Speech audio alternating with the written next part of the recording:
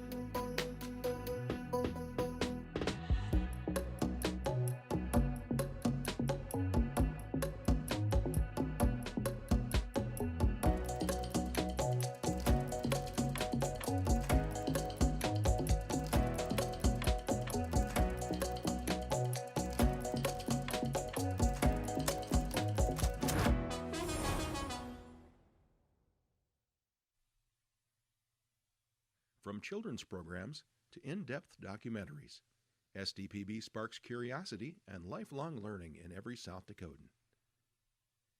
SDPB. Good, useful, and full of wonder.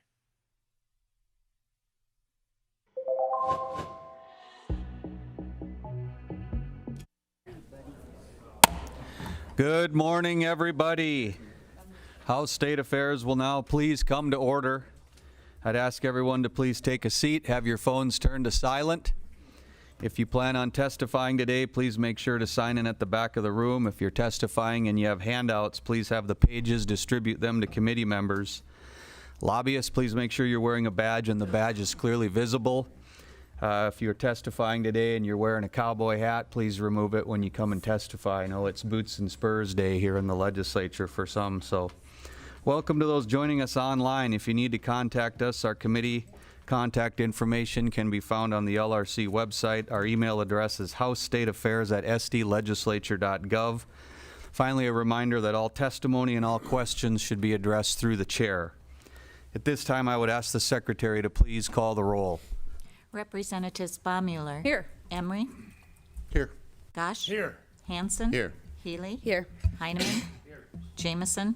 Here. Lems. Here. May. Here. Reich. Schaefbauer. Overwig. Here. Otenbach. Here. We have a quorum, Mr. Chair. Thank you, Madam Secretary. We have a quorum. At this time, the chair will entertain a motion to approve the minutes of our last meeting. It has been moved by Gosh, seconded by Overwig. Those in favor of approving the minutes would please say aye. Aye. Those opposed, no. The minutes are approved. At this time, I would ask our pages to come up to the microphone to introduce themselves, state where you're from, and briefly mention any future plans.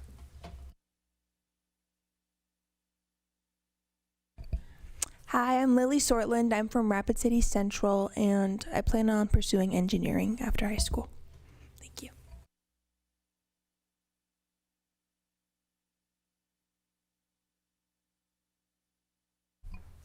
I'm Cooper Falkenhagen. I'm from Sully Beats High School, and I plan to attend Mitchell Tech to be an electrician and play football at DWU. Excellent. Thank you both for being here this morning. Okay, are there any personal privileges or announcements from anyone on the committee this morning? All right, hearing none, then let's talk briefly about the agenda and then jump in. We're going to take the bills in order of the committee agenda revised, so we're starting with Senate Bill 245, then Senate Bill 96, then we're going to do 204, 76, and finally 244. We're going to try to limit testimony to 10 minutes per side on the first two bills on property tax, and then 8 minutes aside on the second two. We will begin this morning with Senate Bill 245, and we will begin with proponent testimony. Welcome, Representative Hanson. Thank you, Mr. Chairman, members of the House State Affairs Committee. My name is John Hanson. I'm the Speaker of the House, and I represent District 25. It's an honor to be here today to support these two tax proposals that are before the committee today, and an honor to present to this committee Senate Bill 245. There is an amendment online, and I would ask the committee to move it at this time. It's 245F. And just by way of explanation, and we'll get into this in a little bit, but it changes what we're buying down in terms of mill levies. Instead of buying down the special ed levy, this would change it, so we're just buying down the general ed levy. So I'd ask the committee to move that amendment. Representative Overwig. I'll move that amendment. Second. Motion by Overwig, second by Lems. Is there any discussion on the amendment? Okay, seeing none, those in favor of the motion to amend would please say aye. Aye. Those opposed, no. Motion carries. 245F, please proceed. Thank you, Mr. Chairman, members of the committee. Well, as I said, it's an honor today to present to you Senate Bill 245 as amended. And, you know, the topic of property taxes has been so heavily discussed and debated, not in just this session, but in sessions prior. It almost doesn't require any setup in terms of what we're trying to do here, but I just want to say that I think we've all recognized that property taxes, skyrocketing property taxes in the state, have become a top issue that the voters of this state are asking us to come up with solutions for, to reduce the excessive strain of high property taxes in this state. We've heard about it from voters all across our great state of South Dakota. They're asking us for relief from the excessive burden of high property taxes, and I think that the bills that are before this committee today are going to do just that. This bill, Senate Bill 245, that's before this committee right now, is a product of many different conversations that have stretched years over time. I mean, we've been trying to come up with a consensus on property taxes for years in this legislature. And one thing we've realized is that's a very difficult thing to do. It's incredibly difficult because we all come from different areas of the state. There's all sorts of different ways to try to address this issue of high property taxes. And it's difficult to build consensus. But I think that we've been able to get to a place through those conversations, through the multitude of bills that we've had, through the task force that we did, through the bills and conversations this year, both, in committees and in our caucuses, to a point where we've got a really strong package of bills that I think are going to bring about significant relief for homeowners in the state of South Dakota. And I just want to say thank you to all of those people who have come to the table and said, we need to do this. In a special way, I want to say thank you to our governor, who has come to the table and said, we got to get together and work on this and deliver on solutions for the people of this state. We're going to throw down, as our constituents expect us to do, throw aside any political, partisan, ideological differences and deliver results for the people of the state. That is what our constituents want us to do, and that's what I think we're doing in this committee today with these two bills. And so, just mechanically, on Senate Bill 245, what this bill would do is it creates a special fund. It's called the Homeowner Property Tax Reduction Fund. We used to have a property tax reduction fund in the state. It got eliminated a few years back. We're going to bring that back. And then, as you all are aware, next year, our sunset on our sales tax is set to trigger. And what I mean by that is our sales tax rate is set to go from 4.2 to 4.5%. And that's going to mean approximately $110 million of revenue is going to come into Pierre.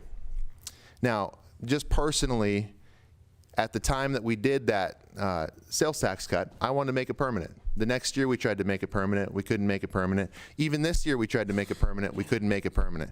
I think the next best thing to do is to say, with that revenue that's coming in that was originally dedicated to tax relief, we're going to put it back in dollar for dollar to more tax relief for the people of this state. I cannot think of a better use of that revenue. And so this proposal is going to take that $110 million from the 4.2 to 4.5%, put it in the property tax reduction fund, and put it immediately back into the pockets of the people in the form of tax relief. I think that's a strong plan. Now, there's one little hiccup to that, which is that sunset isn't set to trigger until next year, 2027, July 2027. And so what this proposal also would do is use one-time money to bridge that gap. And so we're going to take money that we have in savings under this proposal and essentially use it to give it back to the people in the form of tax relief. I think that's a great idea. I couldn't be more proud to bring this proposal to this committee today. Once again, I want to just emphasize, this is not just one person's proposal. This comes to us from a whole lot of conversations, trying to bridge divides and build consensus on this issue. And I'm grateful for everybody who has had a hand in that. And I think we're there. And I would certainly encourage your support today. Thank you very much. Thank you, Mr. Speaker. Further proponent testimony. The committee's fortunate to have Governor Roden here with us today, and I believe he may be speaking to this bill and the next one. And welcome, Governor. Please proceed. Thank you, Mr. Light was on, just wrong color.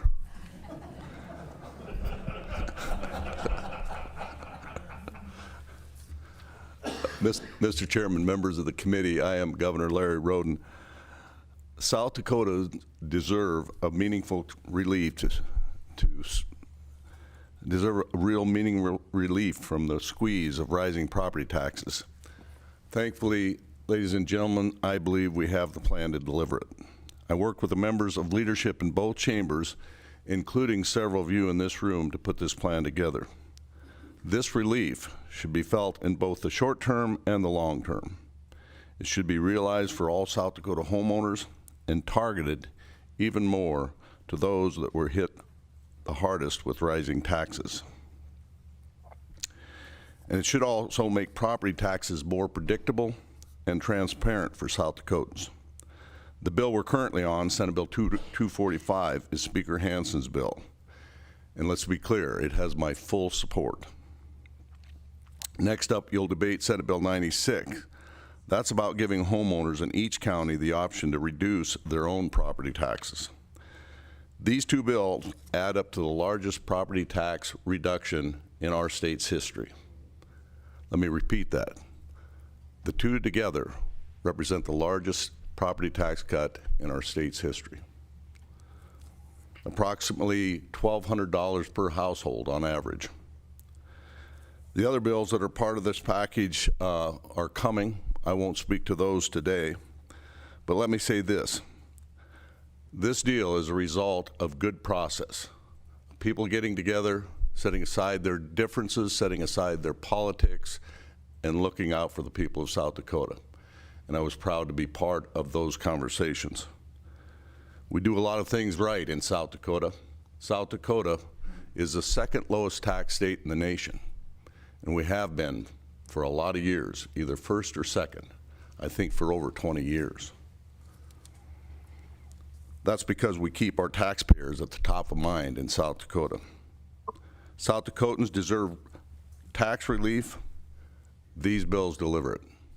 I'd urge your support of Senate Bill 245 and Senate Bill 96. Thank you, Mr. Chairman, members of the committee. Thank you, Governor Roden. Further proponent testimony on Senate Bill 245 here this morning.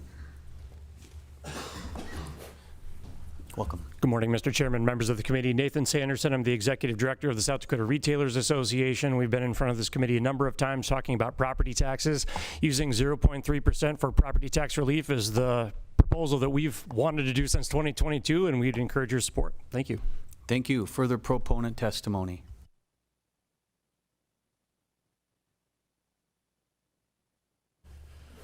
Good morning, Mr. Chair, members of the committee. Matt Krogman, representing the South Dakota Association of Realtors. Obviously, one of our goals that we've been trying to accomplish is lower property taxes for homeowners, but it needs to be done in a responsible way. We believe Senate Bill 245 is a good start to that and would appreciate your support. Thank you. Thank you. Further proponent testimony here. Anybody online as proponents? Nobody? Wow, right at 10 minutes. So good. Okay, any opponent testimony here in the room today? Okay, it looks like we do have one possible online opponent. We'll give 10 minutes for opponent testimony, just like we did for proponents. So my list says Elizabeth Lone Eagle. Miss Lone Eagle, are you online and can you hear us? If so, state your name, who you're with, and then proceed with your testimony. My name is Elizabeth Lone Eagle, and I am here representing myself as a taxpayer and a voter. I'm here to oppose South Dakota Senate Bill 245. This bill is an insult to South Dakota voters as much as the deceitful means that brought it about. 45 began as a one-sentence placeholder, a vehicle bill. Its purpose was to move an empty shell through the legislature so something entirely different could be inserted later. And that is exactly what happened. The bill has now been hoghoused, replacing the original language with a completely different proposal that the public never had a fair opportunity to review. That kind of legislative maneuver is deceitful. It bypasses transparency, it shuts the public out of the process, and it undermines the very reason voters send representatives here in the first place. The amendments themselves to SB 45 also raise another serious concern. What SB 45 now does is use state funds for incumbent office holders to buy votes in an election year. Let me repeat that. What SB 45 now does is use state funds for incumbent office holders to buy votes in an election year. That is exactly how this looks to the public. If legislators cannot raise the support they need to campaign for re-election on their own merits, they should not be allowed to buy votes with taxpayer dollars. Even worse, this bill discriminates on a socioeconomic basis in who receives this tax relief. It pits taxpayers against each other by tossing a few rancid bones to some while leaving out the majority of tax-paying South Dakotans. And in South Dakota, we all pay taxes. On top of that, legislation rushed through the process in this way creates a greater financial risk for the states, or for this state. When bills are hastily assembled through last-minute amendments, they are far more likely to contain drafting problems or constitutional issues that lead to expensive legal challenges. When that happens, it is South Dakota taxpayers who pay the bill. Using shady legislative practices in South Dakota must stop. This is an election year. Supporting a bill that asks the public to trust a blank check may not be something voters easily forget when they decide who should represent them. I know I won't. This committee has the opportunity to do right by South Dakotans and show integrity, fortitude, and wisdom by rejecting this bill. I urge you to vote no on SB 245. Thank you. Thank you, Ms. Lone Eagle. Any other opponent testimony? Okay, then hearing none, we'll give the prime a chance for a rebuttal. Well, thank you, Mr. Chairman, members of the committee. My name is John Hanson, Speaker of the House, representative of District 25. And I'll just, real briefly speak to the process of this. Vehicle bills have been standard operating procedure in this legislature as long as I can remember. Now, I will say this. I do remember in years past where we would maybe, well, I don't know that I ever did this, but others would maybe take a vehicle bill, put an amendment on, hear it that same day, and send it to the floor. That's not how we operate. We amended this bill in a prior meeting and then noticed it for the public so that everybody could come in and provide both proponent and opponent testimony. And so I think that the way this has been run is totally fair. I think, one of the reasons we have these is because we have a 40-day or less session, and sometimes it takes a little while, as we were talking about before, to build consensus and get to a place where we have something ready to roll. And that's where we're at today. I'm proud of it and would ask for your support. Thank you. Thank you, Representative Hanson. With that, we'll close the public testimony and open it up to questions from the committee. Are there any questions from the committee? Representative Healy. Thank you, Mr. Chair. Question for the prime. I guess I'm really curious just to know how are we going to implement this, and what kind of person would be eligible for, I guess, basically a tax rebate? Representative Hanson. Thank you, Mr. Chairman. Thank you, Representative Healy, for that question. It's a great one. So essentially what this does is it uses that money that comes in from the 4.2 to the 4.5, $110 million, and we use it to buy down the general fund levy. So as you know, we already share the expense of these levies from the state and from the local. It's about 50-50 today. There's local effort and there's state effort. And so essentially all this would do, it's a simple mechanism. It uses what we already have in place. The state's just going to pay for more of the general fund, and the local taxpayers will pay less of that. And that's what's going to result in property tax relief. Follow up, Mr. Chair. Follow up. Let's say that I go out and buy an $800,000 home. and another person goes out and buys a $250,000 home, what kind, would they both be eligible for that same tax relief? Mr. Chairman. Rep. Hansen. Yeah, this is just going to, as I said, it just buys down the mill levy at the local level. And so everybody will see a benefit from this form of relief. One more follow-up, please. Follow-up? So if everyone sees a benefit, will it be based off of their tax bracket, or like what does that look like? Mr. Chairman. Rep. Hansen. Thank you. Yeah, well, it's, it'll fall into how everything works today. And so, it's based on the valuation of your house. That's, yeah. Yep. Okay, any other questions from the committee? All right, hearing no further questions, we'll turn to committee discussion and/or action. Representative Overweg. I move to pass. Motion by Overweg, seconded by Gosh. Is due pass. Any discussion on the motion? Okay, seeing no discussion, then those in favor of the due pass would say aye. Those opposed, no. I would ask the secretary to please call the roll. Representative Spa-Mueller. Aye. Emery. No. Gosh. Aye. Hansen. Aye. Healy. No. Heineman. Aye. Jamison. Aye. Lems. Aye. May. Aye. Reich. Aye. Schaefbauer. Overweg. Aye. Otenbach. Aye. 11 ayes, 2 nays. Thank you, Madam Secretary. After receiving a majority of members-elect, the due pass motion passes. Senate Bill 245 goes to the floor with a due pass as amended recommendation. Okay, moving along. We're now on Senate Bill 96. Authorize the imposition of a county option gross receipts tax to reduce owner-occupied property taxes. Taking proponent testimony, 10 minutes aside. Welcome, Representative Jamison.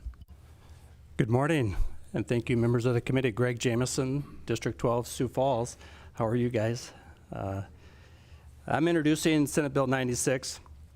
Senate Bill 96 allows voters in each county the ability to reduce owner-occupied property taxes. And I've got, there's plenty of others who want to talk more about this bill, so I'll let them talk. Thank you. Thank you, Representative. Any further proponent testimony on Senate Bill 96?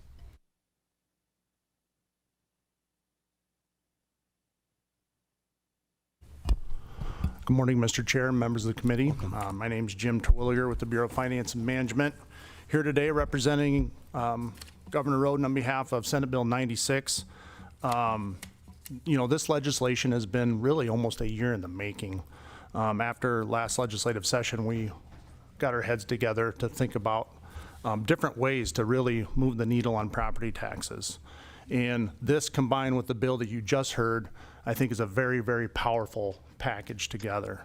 The plan in Senate Bill 96 is simple, it's optional, target at the areas in the state that need the most tax relief, and would target owner-occupied tax relief by replacing each county, or providing each county with the option to directly reduce owner-occupied taxes by allowing up to a 0.5% optional county sales tax. And so, as we've looked at a lot of data over the last year, one of the things that was very clear when we looked at that data, and I've had a handout, and I won't provide this to the full committee. Many of you have seen this, but as we've looked at this data over the last 5 years, the tax burden for owner-occupied has grown by about $250 million. And of that growth, about 60% of that burden has come from 3 counties. And so when you look at this heat map that we created that shows the average burden by county, Lincoln County is the highest in the state right now. It's at $5,200. Union County, $4,300. Minnehaha County, a little over $4,000. Pennington County, close to $4,000. Other areas of the state, some of the rural areas, not as much. Hand County at $1,100, Day County $1,700, Tripp County at $1,100. And so it was very clear as we looked at that data that a targeted option really made a lot of sense. And so when you layer this proposal together with what you just passed, I think you have a really, really powerful option. Right now, as a Senate Bill Mr. Chairman, I have a little latitude to speak the previous bill. Senate Bill 245, when you look at that, it looks to me about, when I run the numbers, a 14 to 15% average reduction across the state. This would layer on up to an additional 15 to 20% depending on what county you're in. And so really when you look at that and allowing this option at the county level, a targeted approach makes a lot of sense. Couple things about the bill. I think a big component of it is really the transparency in it. So in this option, this was put together just like the municipal sales tax works today, but at the county level. And so it's easy to administer. We could do it with existing resources. We don't have to grow government to put this together.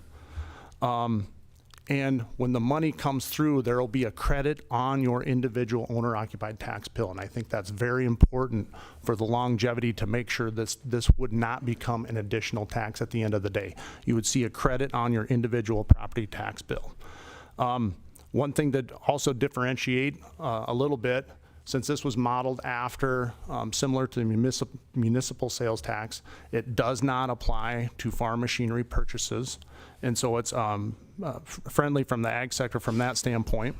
Just to give you an idea of what we're looking at in some of the counties, Clay County, these are all valued on a $325,000 valued home, 16% or a little over $1,000 in Clay County, Custer County, about 12%. Fall River County, about 15% or a little over $800. Kingsbury County, 14% or approximately $700. Lawrence County, $730, about 21%. Lincoln County, about 12%, $580 per home. Minnehaha County, about a little over $900 or about 20% per home. Pennington County, close to 22% or a little over $880 per home. And so at the end of the day, Senate Bill 96, we think makes a lot of sense when packaged together with Senate Bill 245. It's a targeted solution. It's an optional. It's not mandated. It's optional at the county level to really provide additional relief to those areas of the state that really need it the most. It avoids growing government to implement it. If implemented, it's very transparent to where you will see a credit on your individual property tax bill on how that sales tax will benefit the homeowner in terms of lowering that tax burden. It really helps avoid any statewide taxes in the future. The also interesting thing when we put this together, as we found out, really found this out after we put it together, that the state of Texas has had this system since the late 1980s. Texas has about 245 counties, and about a little over, about half, about 120 of their counties have implemented this over a long period of time. Last year, the state of Georgia passed a package of property tax relief bills, and they had this exact concept in their package as well. And so, Mr. Chairman and members of the committee, we think this makes a lot of sense. This package is very powerful when paired with Senate Bill 245, really delivering tax relief to the citizens of the state of South Dakota, and we'd ask for your support. Thank you.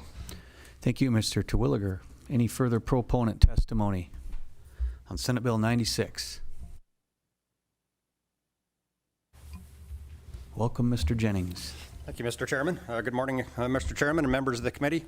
My name is Eric Jennings. I'm a member of the Lawrence County Commission and first vice president of the South Dakota Association of County Commissioners. I'm here representing myself in support of SB 96. We often hear that government should be local. After all, who better to decide on the policies that affect the citizens than the elected leaders who live and interact with the local citizens? SB 96 actually does that. It is not your typical one-size-fits-all approach. It allows county government the option of deciding if an up to 0.5% sales tax is a favorable option for their county. Even better, this bill has language to allow a public vote, either through a referendum or directly called upon by the county commission. You can't get much more local than that. SB 96 also allows counties compensation for the extra costs they will incur implementing the program.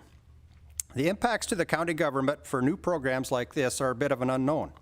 Until we get the promulgated rules and develop the process to implement them, we don't know what the extra costs will be to administer these bills. Allowing the counties up to 2% of the revenue collected the first year will help pay for the software upgrades and extra staff time incurred. Up to $20,000 per year after that helps cover annual staff time and possible future software upgrades.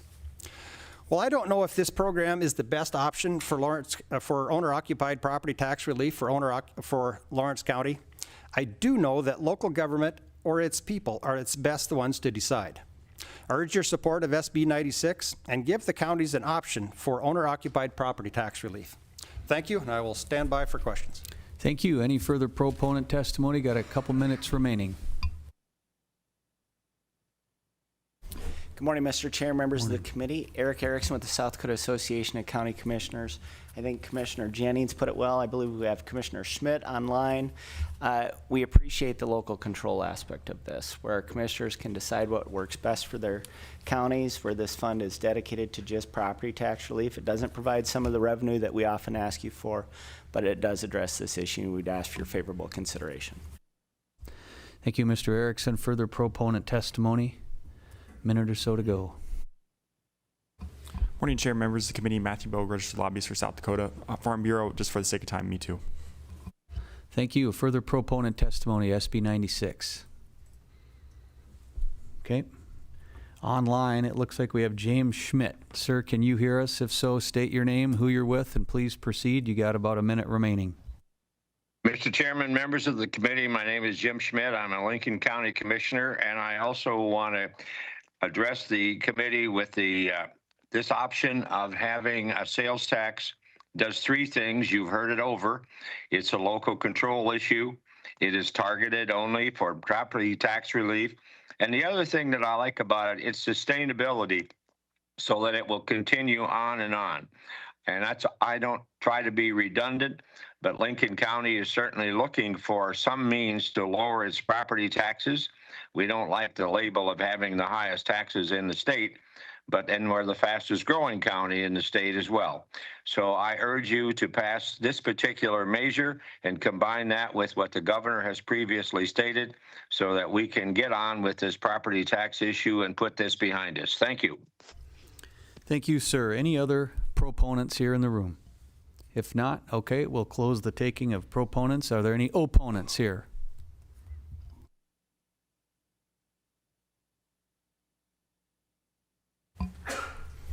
Good morning, Mr. Chairman, members of the committee. Nathan Sanderson, South Dakota Retailers Association. Wouldn't be the first time we've talked about property taxes in front of this committee.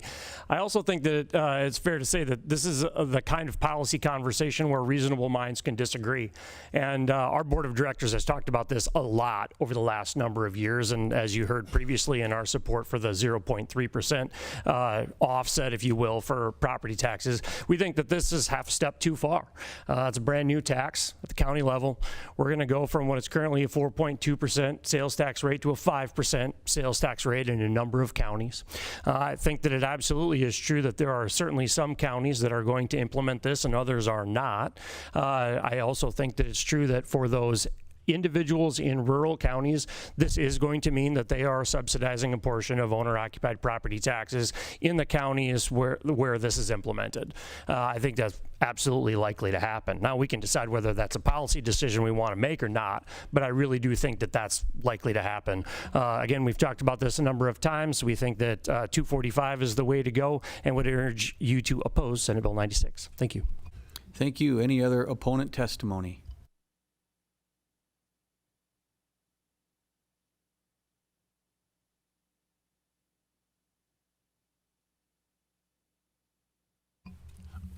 Mr. Chairman, members of the committee, my name is John Cunningham. I am here representing myself, but I have a master's in public finance, and I have 30 years experience administering and being a property tax analyst. And I'm here to give you some observations about, based on that experience, some observations about Senate Bill 96. The need for help for some South Dakotans is very plain. There's a lot of South Dakotans who are fiscally stressed. They have financial difficulties, and this bill helps us, one subset of those. The group that have the group of taxpayers who own their own homes. But everybody in South Dakota pays property taxes. If you're a renter, you pay, the property owner passes on his property taxes and your rent, and if his taxes go up, your rents go up. And it's, so everybody pays taxes, but those people are ignored in this bill. So one of the problems is that the lowest and the most needy people, the people who are struggling most with their fiscal affairs, are totally ignored in this bill. I think that's probably because it's difficult and it's challenging and they just weren't able to consider that. But that's the first problem, is that it ignores a large chunk of the most needy taxpayers. The second problem with this bill is proportionality. That is, the bill provides tax relief based on the size of your tax bill. So if you've got a $150,000 house and you get, say, $150 worth of tax relief, and that's something. But if you're a doctor, lawyer, or banker with $1.5 million house, you get $1,500 relief whether you need it or not, and generally don't need that. So this proportionality thing means that the people who need it most get the least, and the people who don't need it at all get the most. It's just not economically it's not a good economic policy. It makes no economic sense. The third is really a kind of a technical issue. If there's more money than it takes to cover the county taxes, the rest is used to reduce the mill levies for the schools and cities. The problem is that schools and cities overlap. Sioux Falls, for example, overlaps into Lincoln County. So if Minnehaha County enacts this and there's excess taxes, it will reduce the taxes for people in Lincoln County also. Even so, they will pay for some reductions to Lincoln County. That doesn't happen everywhere, but that would happen in some cases. The last part and the worst part really is that, you know, I mentioned that renters don't get any benefit, but they pay the taxes. We're asking renters, the people with the lowest incomes in the state and the most fiscally stressed people in the state, to pay additional taxes so that doctors, lawyers, and bankers can get significant chunks off of their property tax. It just isn't well thought out. The bill has good intentions, but it's not ready for prime time. It has some serious problems, and that's why it's before these committees. We don't do things by executive order in South Dakota. It has to go through these committees. And so we've got those four problems that it totally ignores the most needy people. It gives the most to the people who need it least, and the least to the people who need it most. Kind of a technical issue with overlaps, but that may not ever even happen. But the fact that we're asking the poorest people in the state to pay extra taxes so that the wealthiest people in the state can get the most benefit is just, it's morally and ethically indefensible, and economically it doesn't make any economic sense. And so for those reasons, I want to ask the committee to send this back for some rewrite and some real thought given into how to address these problems. Thank you very much. Thank you, Mr. Cunningham. Any other opponent testimony? About 5 minutes remaining.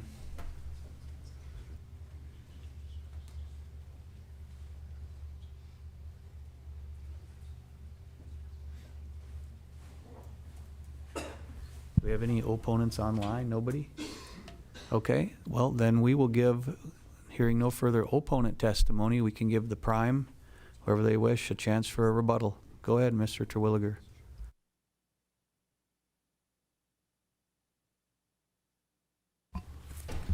Thank you, Mr. Chairman, members of the committee. Jim Terwilliger with the Bureau of Finance and Management. Just a few thoughts in rebuttal to some of the opponent testimony. Number one, on the subsidization argument, I really don't see this as, if a county adopts this, I see this as broadening the revenue that operates a county. Right now, last week, I went down to a ball game down at Sioux Falls Roosevelt. I got off on the Hartford exit and I took a county road. It's quicker to get there. And so when I'm in Minnehaha County, drove on a county road, when I'm there, I know that the Minnehaha County Sheriff's Office is helping protect me while I'm there. Hopefully I don't need their services.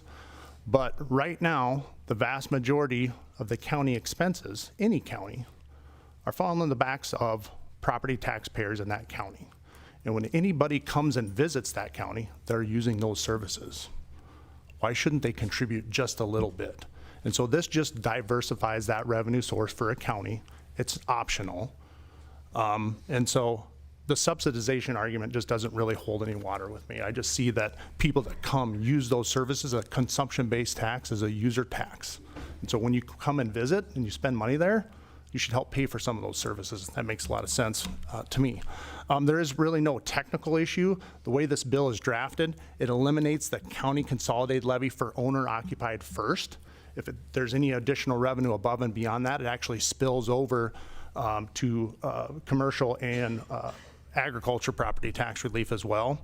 The other thing on the point of, the tax relief is proportional, that's the same with the Senate Bill 245 that you just passed. Even though the relief is proportional, I think that makes a lot of sense. It's a lot more fair on how that's distributed. While you have a house, a more expensive house may get more relief, there's also still going to be contributing a lot more in taxes.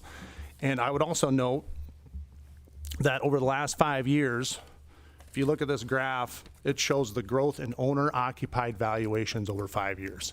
It's gone up way more significantly than commercial property. So when it comes to residential or owner-occupied versus commercial, the folks that pay rent, I understand that.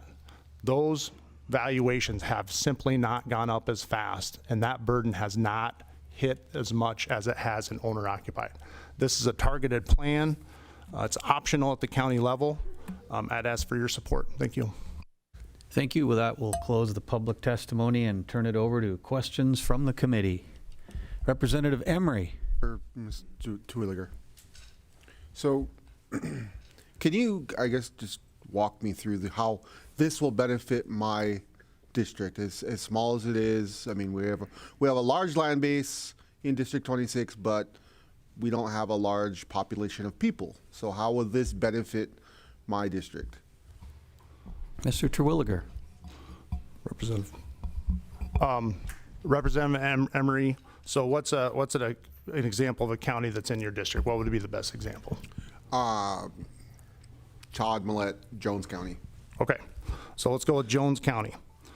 So with Jones County, if Jones County decided that this was an option that they wanted to look forward to implement, they would have to go through the process at the county commission level if this bill goes through, just like any other normal county ordinance. And if they decided to go ahead, I would encourage any county that's going to look at this to have good public engagement, make sure that the citizens of the county want this. And if they believe it's the right thing to do, we've got data for every county in the state that we've run examples for. And so in Jones County, give me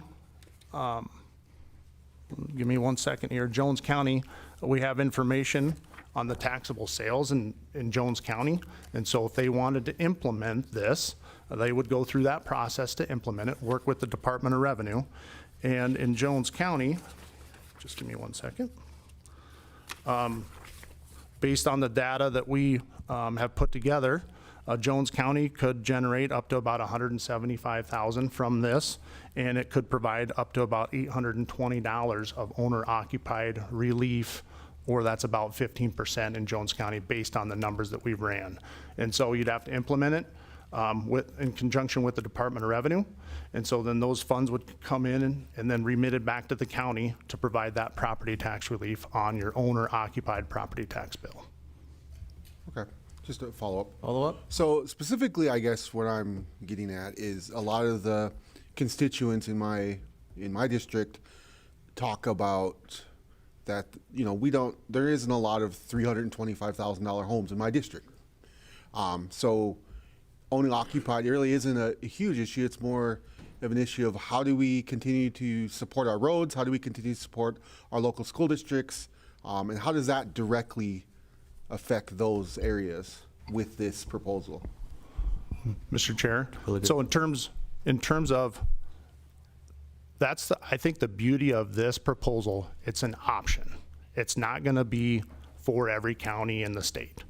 And so the benefit to schools, a lot of some conversations when it comes to reducing property taxes, we look at trying to, do cuts at the county level or cuts at the school level.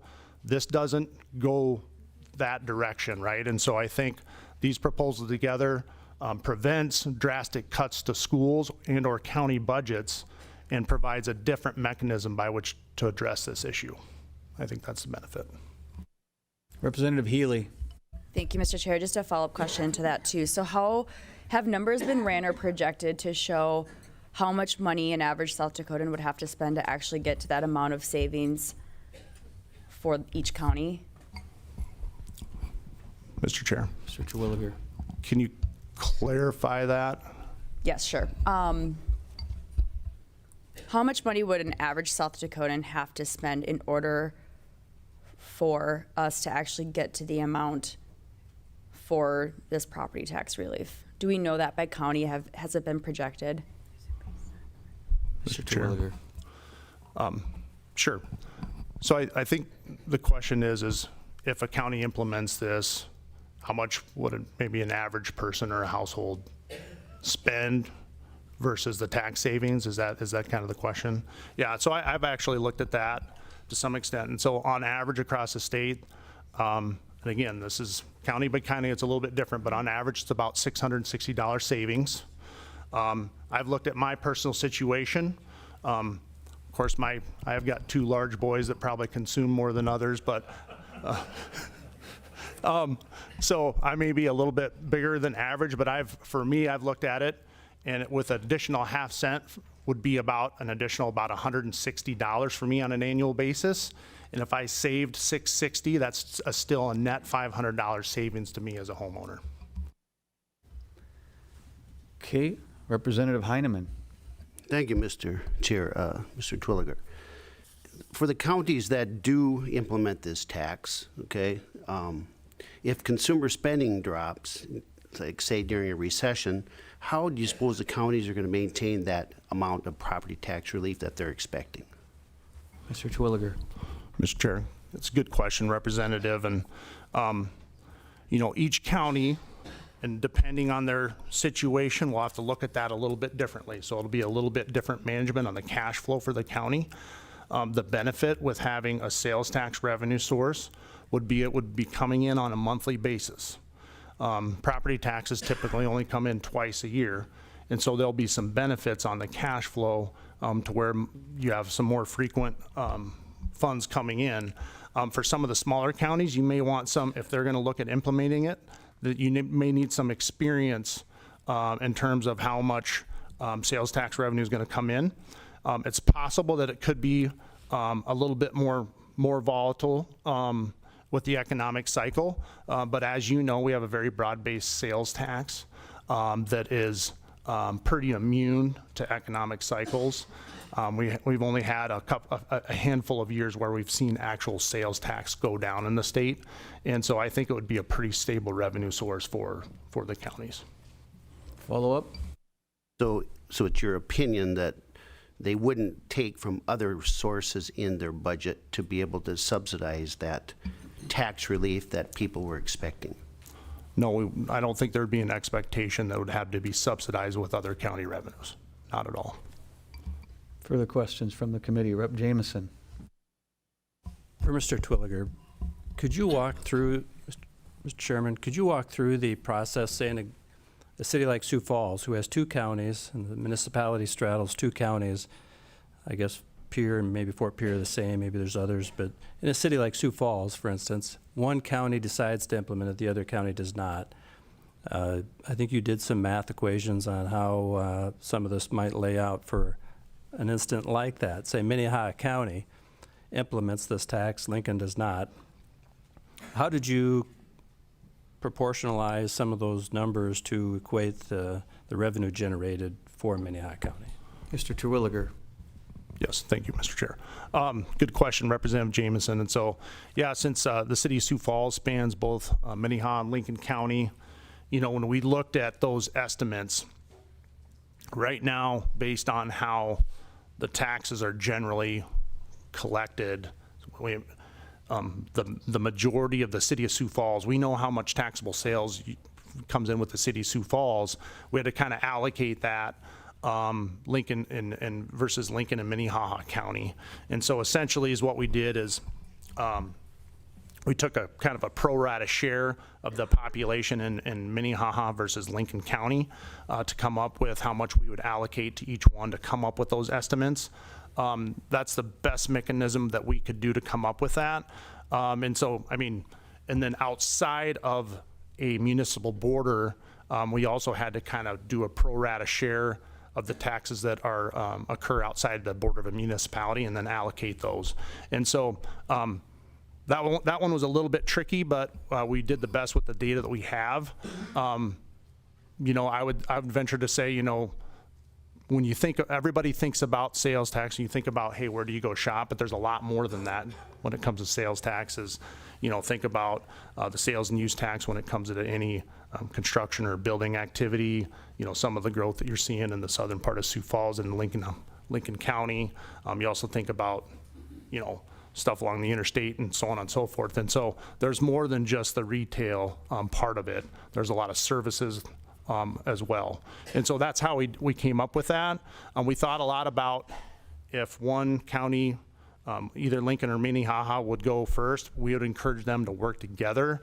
It would make a lot of sense to try and work together if either county would consider moving down this path.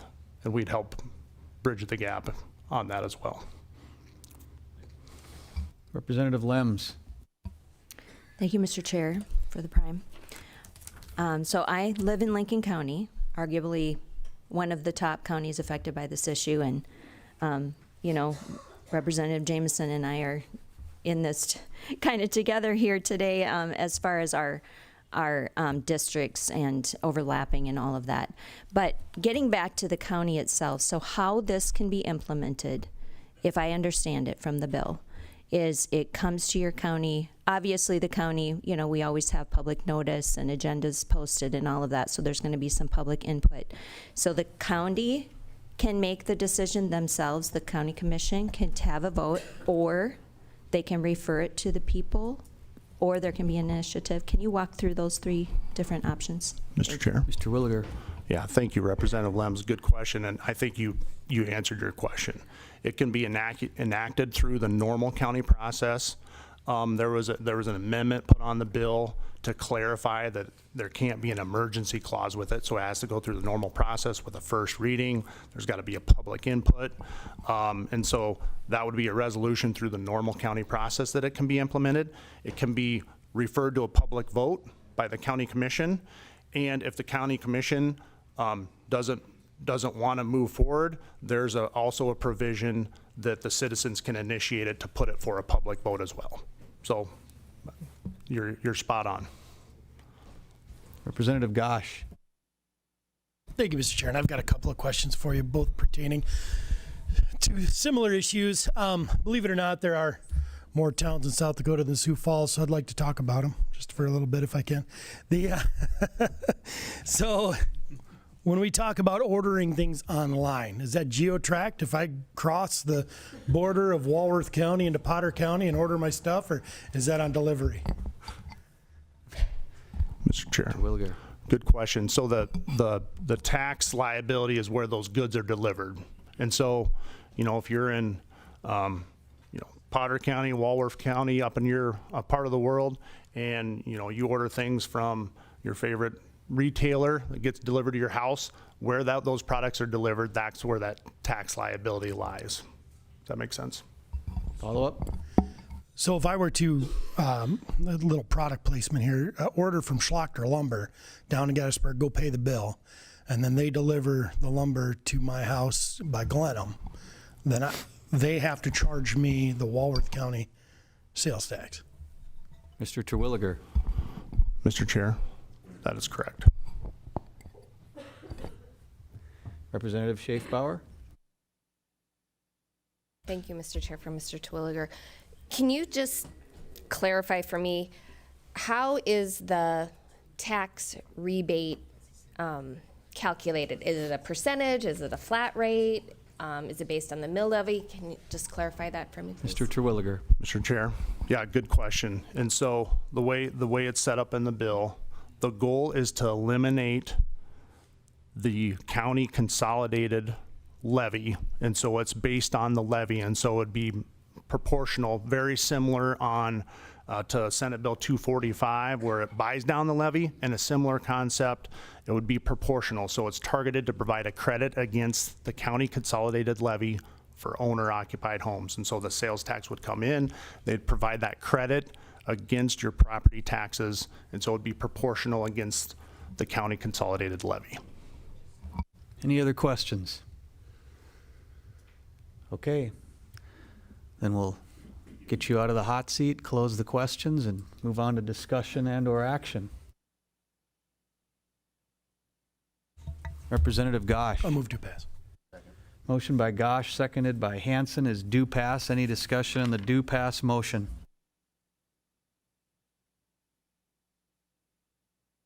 Representative Heineman. Thank you, Mr. Chair. Well, initially or originally, I was against, and typically I'm against, a tax increase.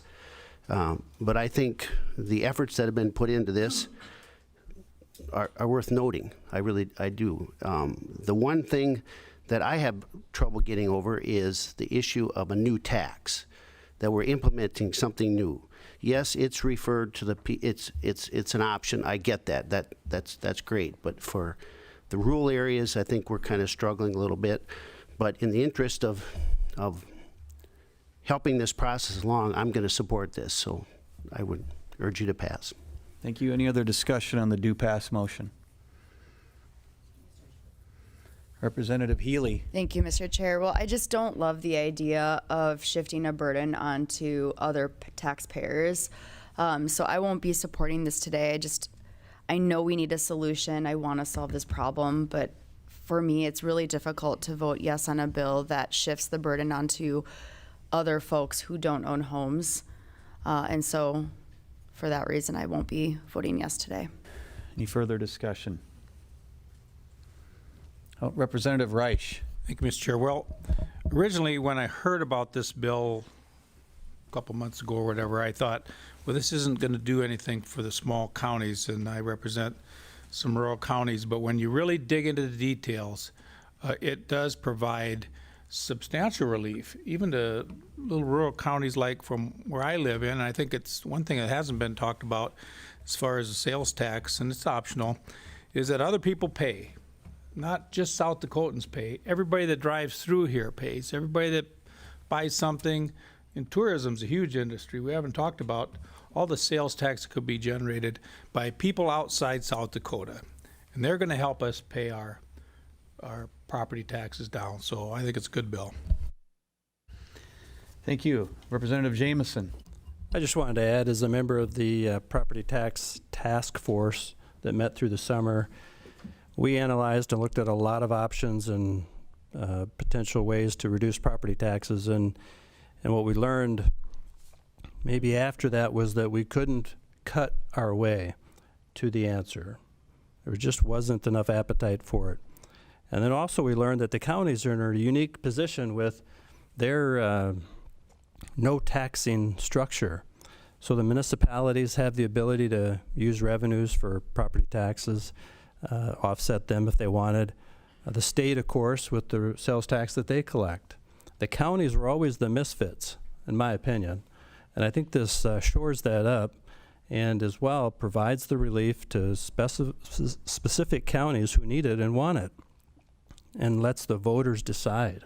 I think this is really empowering. This bill, along with the previous bill, really answers the question that I think we were struggling to find in our property tax task force. So I'd urge your approval.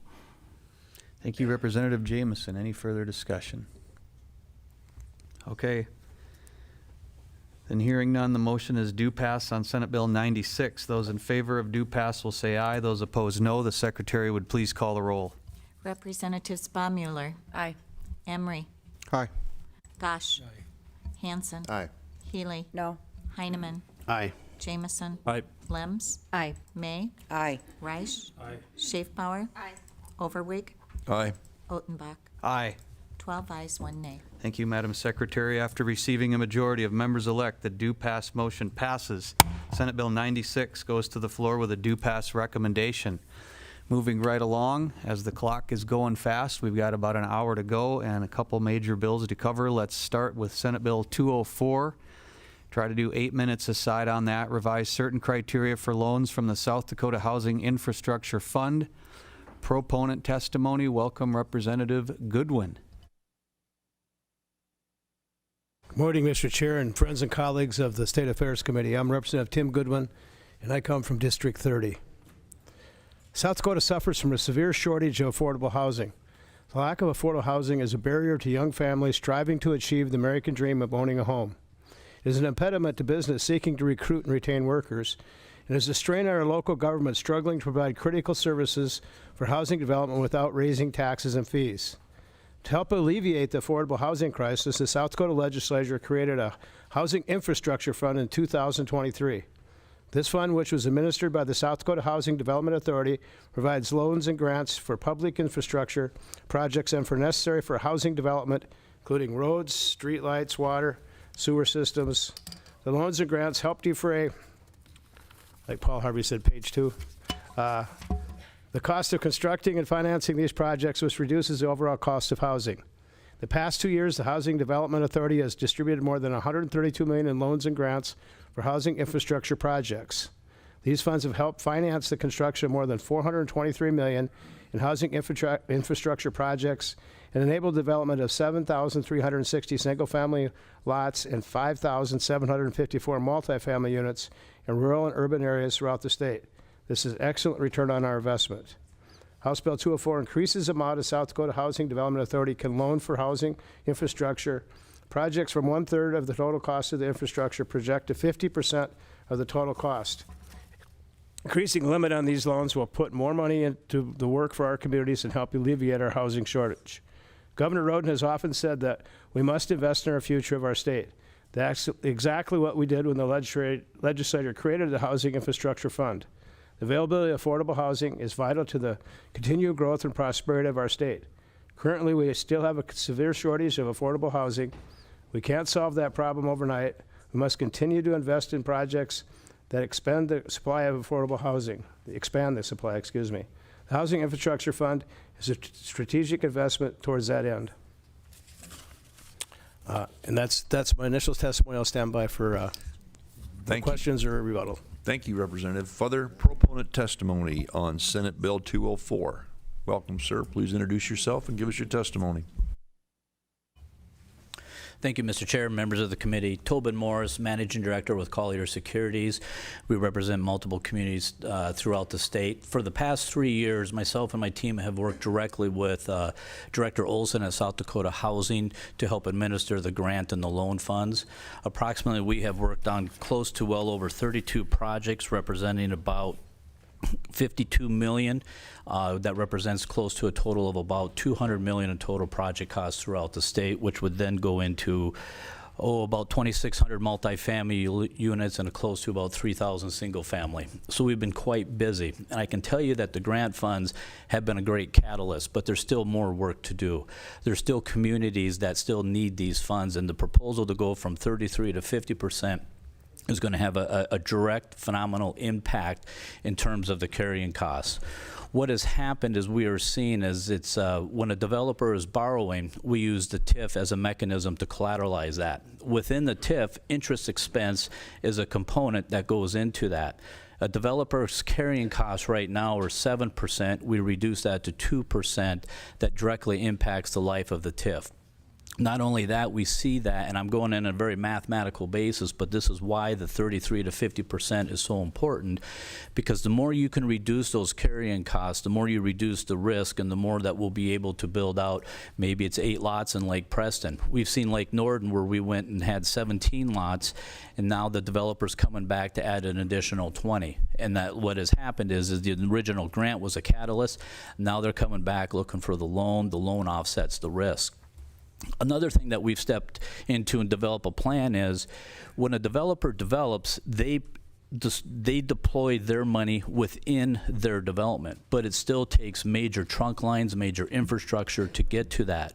So now we've developed plans where cities who may have to go out and borrow normal ways through me as an investment banker at a 4 or 5%, they are now taking on and make an application to South Dakota Housing. We've had a couple cities from Box Elder to Harrisburg, and there again, when they borrow at 2%, that's a direct benefit to that taxpayer because they are still running out the major trunk lines to accommodate in there. One thing I really want to point out, and this one's very personal to me, and I represent the Ogallala Lakota School District. There's nothing easy on the Pine Ridge Reservation. This is the only public school on the Pine Reservation, and the mass of this school district, I'll just say they put on over 1 million miles a year on busing the students. In 2023, they embarked on a very aggressive housing plan. The housing is a huge issue down there, and what they did is they created a campus to address their housing. They created their own water tower. By doing that, they freed up water to go into Pine Ridge themselves, so they are now a self-contained deal. You'll see on there that we have roughly 58 new units, 20 apartments, 24 three-bedroom governor's homes. You'll see on that last page, this is based on phases. Not only are the 24 three-bedroom homes, they're governor's homes with unfinished basements, but now the kids at the CTE schools are finishing out those basements. So it's an incredibly successful project. Their phase 2, and all these homes, by the way, there was a waiting list miles deep just to get on this. They want to go to phase 2. In order for phase 2 to happen, it's critical that they can access low interest funds. So I wanted to put a face with the name of some of the projects that are out there, Mr. Chair. I'd stand by for questions. Thank you for your time. Thank you. Any further proponent testimony? A couple minutes remaining.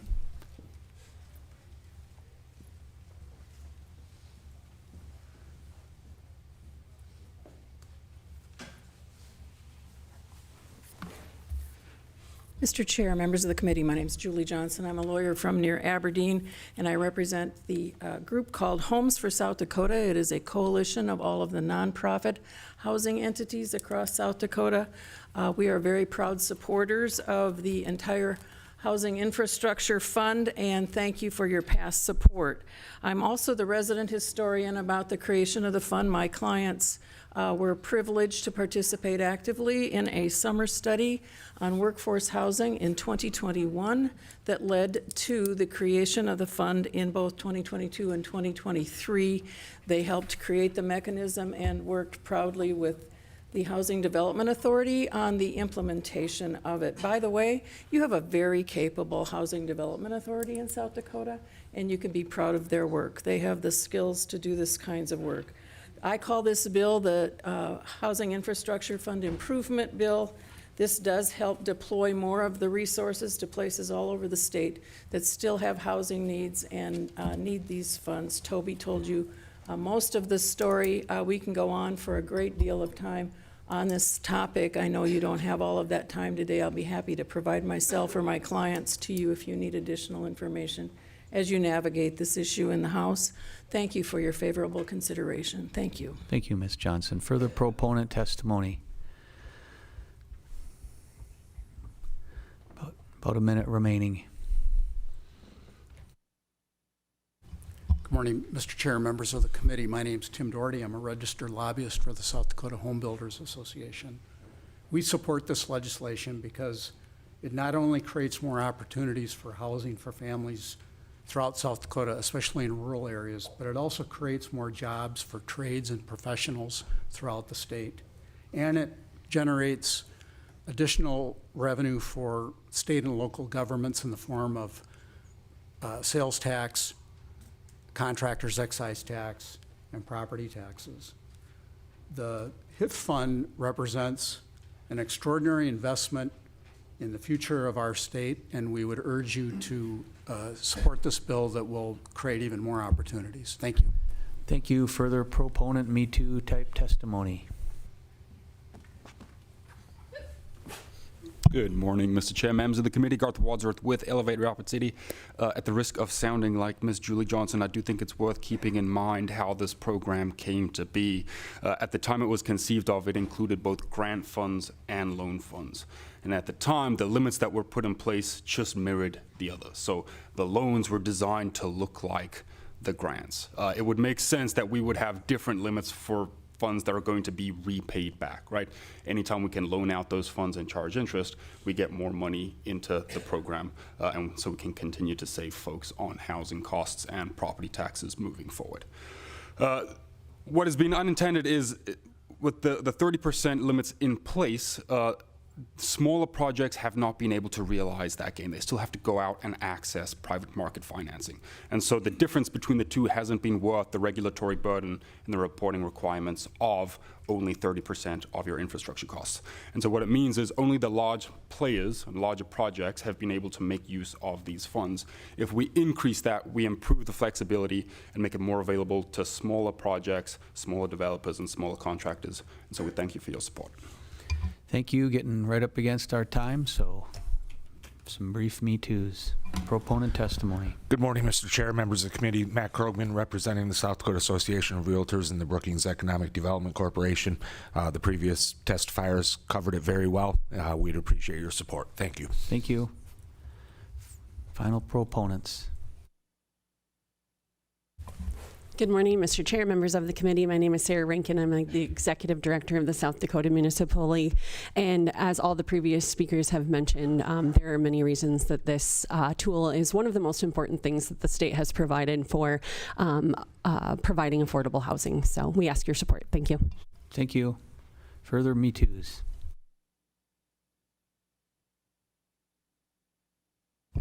Morning, Mr. Chair, members of the committee. Mike Bacher, the Economic Development Professional Association. Me too. Thank you. Thank you. Good morning, Mr. Chair, members of the committee. Mitch Rand of the Greater Sioux Falls Chamber of Commerce. We echo the comments of the previous testifiers. Please support. Thank you. Thank you. Any final proponents here in the room? Any opponents? Okay. Then hearing nothing else, we will turn to committee questions. Are there committee questions?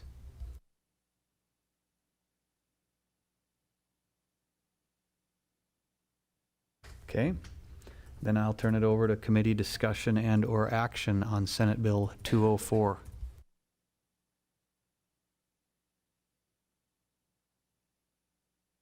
Representative Healy. I move to pass on Senate Bill 204. Motion by Healy, second by Baumüller. Any discussion on that motion? Just think it's a good bill. It's time. Any other discussion? Do pass motion. Okay, then the motion is do pass on Senate Bill 204. Those in favor of the motion will say aye. Those opposed, no. The secretary will please call the roll. Representative Baumüller. Aye. Emery. Aye. Gosh. No. Hanson. No. Healy. Aye. Heineman. Aye. Jamison. Aye. Lems. No. May. Aye. Reich. Aye. Schaefbauer. Overweg. Aye. Odenbach. No. 8 ayes, 5 nays. After receiving a majority of members-elect, the do pass motion passes. Senate Bill 204 goes to the floor with a do pass recommendation. That moves us along to Senate Bill 76, authorize loans from the South Dakota Housing Infrastructure Fund for airport infrastructure. 8 or so minutes aside, proponent testimony. Welcome, Mr. Even. Morning, Mr. Chairman, members of the committee. Bill Even, your Commissioner for the Governor's Office of Economic Development, here in support of Senate Bill 76 to authorize loans from the South Dakota Housing Infrastructure Authority for airport infrastructure. Back last summer, was approached by both the City of Sioux Falls as well as the City of Rapid City to discuss their planned airport expansion projects. And as part of those conversations, I spent time at both airports and spent time with both the airport directors who are available here in person and online, and in some additional conversations with Mr. Chaz Olson, the Executive Director of the South Dakota Housing Authority, who's here in the committee today. And the conversation really revolved around the fact that there was a planned package of expansion for these airports. You had federal money involved, you had city municipal money involved, and you had some small amount from the State Aeronautics Fund as well. And the question back to the state of South Dakota is, was there an opportunity, as we were building out this public infrastructure, to have the state of South Dakota involved? I will let the respective airport executive directors go into the details of the projects. But as part of that conversation, we started looking at this through the lens of public infrastructure. The idea that as our state grows, we are going to have to add additional state infrastructure. So things related to whether it's roads or housing, for example, things related to water, power, or even the airports.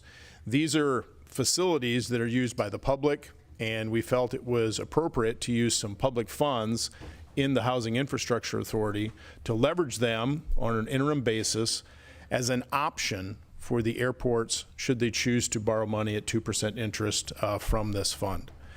With that, Mr. Chairman, I will conclude my testimony. I'll let the others speak and stand by for questions. Thank you, Mr. Even. Any further proponent testimony on Senate Bill 76?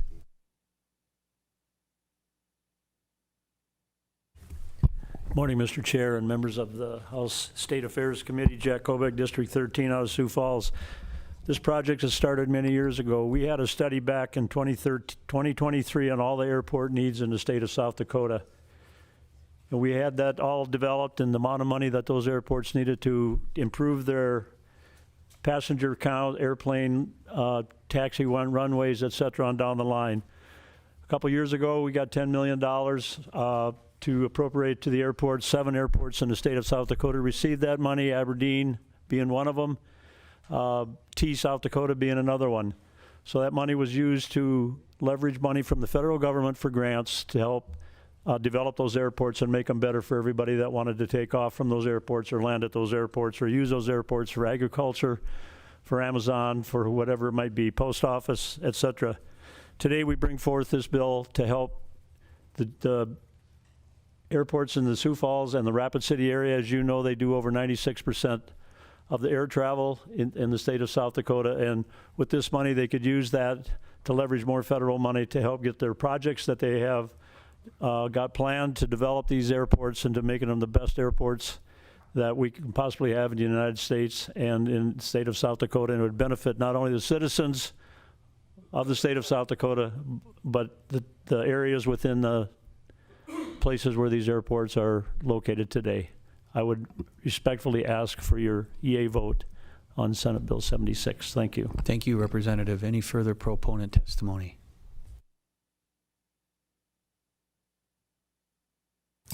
Thank you, Chair Committee. Steve Duffy, District 32. Many of you know that I've helped work on this issue quite a bit. I do believe that airports are critical infrastructure. They affect everybody. I look across this room and I know every one of you has access and uses airports probably regularly. It touches everyone from business, tourism, package delivery, medical. The old paradigm was FAA, local effort. That you can still stick with that, but you've seen what happens when you do stick with that. We have gone from being somewhere in the middle of the pack, and the airport people will talk more about that, to toward the bottom of funds. The FAA now helps people. The fund hasn't grown enough. The FAA now helps people who help themselves. That's why North Dakota has done so much better than us over the last few years. For me, this all boils down to young people. I've seen a lot of them leave. We all have for generations. Little things like airports, they help businesses grow. And I think that's one of the reasons I got caught up in it. I'm not worried as much about the airlines as I am the opportunity for our people. Tourism is a huge deal for us. They'll come spend 4 or 5 days with us, leave a month's worth of salary. They don't wear or tear or everything. So I hope you will support this. Thank you. Thank you. Further proponent testimony. Good morning, Mr. Chair, members of the committee. Patrick Dame, I'm the Executive Director of the Rapid City Regional Airport. I have a handout that is coming out that represents both Rapid City and Sioux Falls. We've been in the better part of the last decade in a multi-phase, multi-year development project for our airline terminal to meet the growth that we've seen over the past number of years here. Just in the last 2 years, we've seen close to 25% growth and an addition of 100,000 passengers per year just in the last 2 years. So we have seen growth that's been coming along. We've spent a lot of time meeting with the delegation. Senator Thune, Senator Rounds, they've done a fantastic job of bringing federal money to these projects. To start with, to Rapid City from our end, and now working towards Sioux Falls with their project as well. In this last bill that went through, South Dakota was number 2 in the amount of funds that we got nationwide for what was doled out at $50 million, Sioux Falls being at $30 million and Rapid City being at $20 million. This is in addition to the $20 million that we received a couple of years ago in an earmark for our facility as well. We're in a 2-phase project. Right now we're having to develop our head house. That's to be able to power the addition, to be able to get all the processing of passengers and baggage, to be able to take on the concourse addition. As we move to the concourse addition, that'll add 5 additional gates to our facility and give us more capacity in the summer months. We basically take in 60% of our traffic over a 4-month period. Everybody always says, don't build the church for Christmas. However, our Christmas lasts all summer long. We are getting gate constraint. When you look over the course of a day, our 7 gates do end up turning basically every hour. And in an effort to bring in carriers, they want to fly when they can make the biggest bang for their buck, not when we have gate space available. So with that, we've been pushing to try and get 5 additional gates added to our facility in an effort to be able to accommodate the growth going forward into the process here. This, as was mentioned before, more so in the federal government today, we hear about the partnership. There is a partnership that's expected in these projects, major projects like this. And I would commend the City of Rapid City recently approved in their Vision Fund $44.35 million in Vision Fund bonds to be able to put towards this project as well. So this particular piece that we're working towards is our expansion of our concourse. It'll be $90 million for the building, an additional $20 million for apron. With that, I would request do pass, and thank you for your time. I'll stand for questions. Thank you. About a minute to go. Further proponent testimony. Time for some Me Too's. Mr. Chair, members of the committee, Garth Wadsworth with Elevate Rapid City. I should point out that investments in air infrastructure, expanded air service, and increased tourism spending is a very nice complement to Senate Bills 96 and 245. It helps us shift the entire tax burden from South Dakotans to out-of-staters who help pay more of that total tax. So we appreciate your support. Thank you. Further proponent testimony.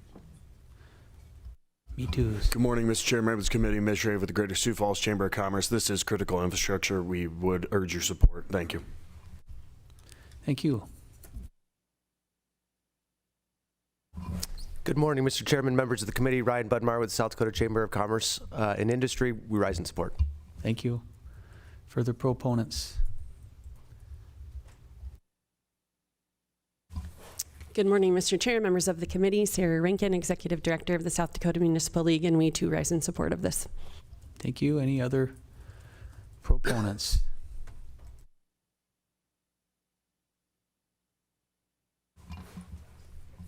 Good morning, Mr. Chair. Julie Johnson from near Aberdeen, registered lobbyist for a coalition called Homes for South Dakota, a coalition of nonprofit housing entities across South Dakota. Quick highlight in the bill, notice the funds would come from the Housing Infrastructure Fund. This has been reconstructed since the bill was originally introduced. Our clients have chosen not to fight the airports over those funds, but as long as the funds are repaid into the fund, that keeps the Housing Infrastructure Fund flowing into the future. So in this shape, we are good with the bill. Thank you for your help. Appreciate your time. Thank you. Any final Me Too proponents? Okay. There we have one proponent online. Basically time for a Me Too. State your name, who you're with, and proceed. Yeah, good morning, Mr. Chairman, members of the committee. My name is Dan Littler, Airport Executive Director here in Sioux Falls. I'm here in support of Senate Bill 76. The Sioux Falls Regional Airport is a key economic engine generating more than $900 million annually in economic impact.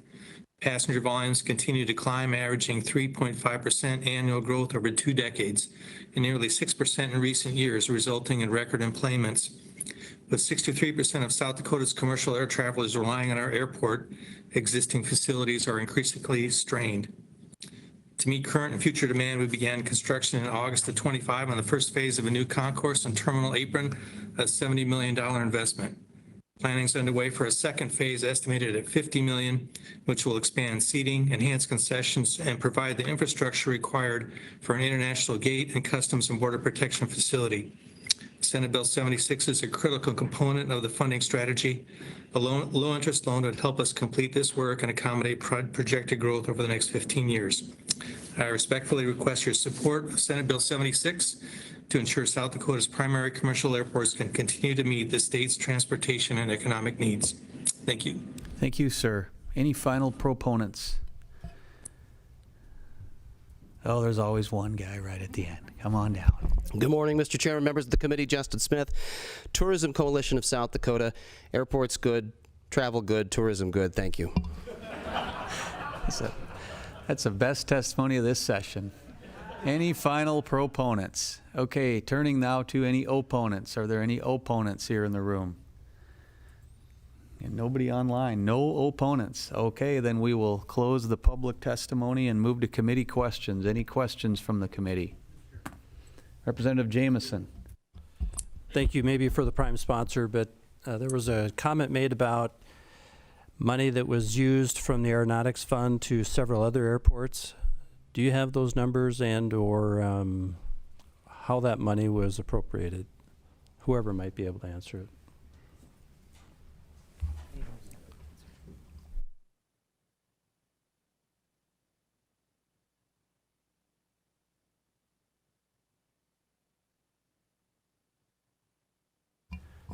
Mr. Chair and members of the committee, Jack Kobeck, District 13. To answer your question, I don't have those numbers with me, but there was $10 million appropriated to the Aeronautics Fund, which was issued for grants for airports in the state of South Dakota. There are 57 airports that were available for those grants monies.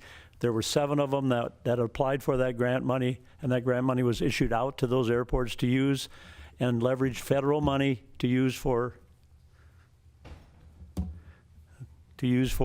projects on their property. The airports that received this was Aberdeen received $1.2 million. Hot Springs received $27,000.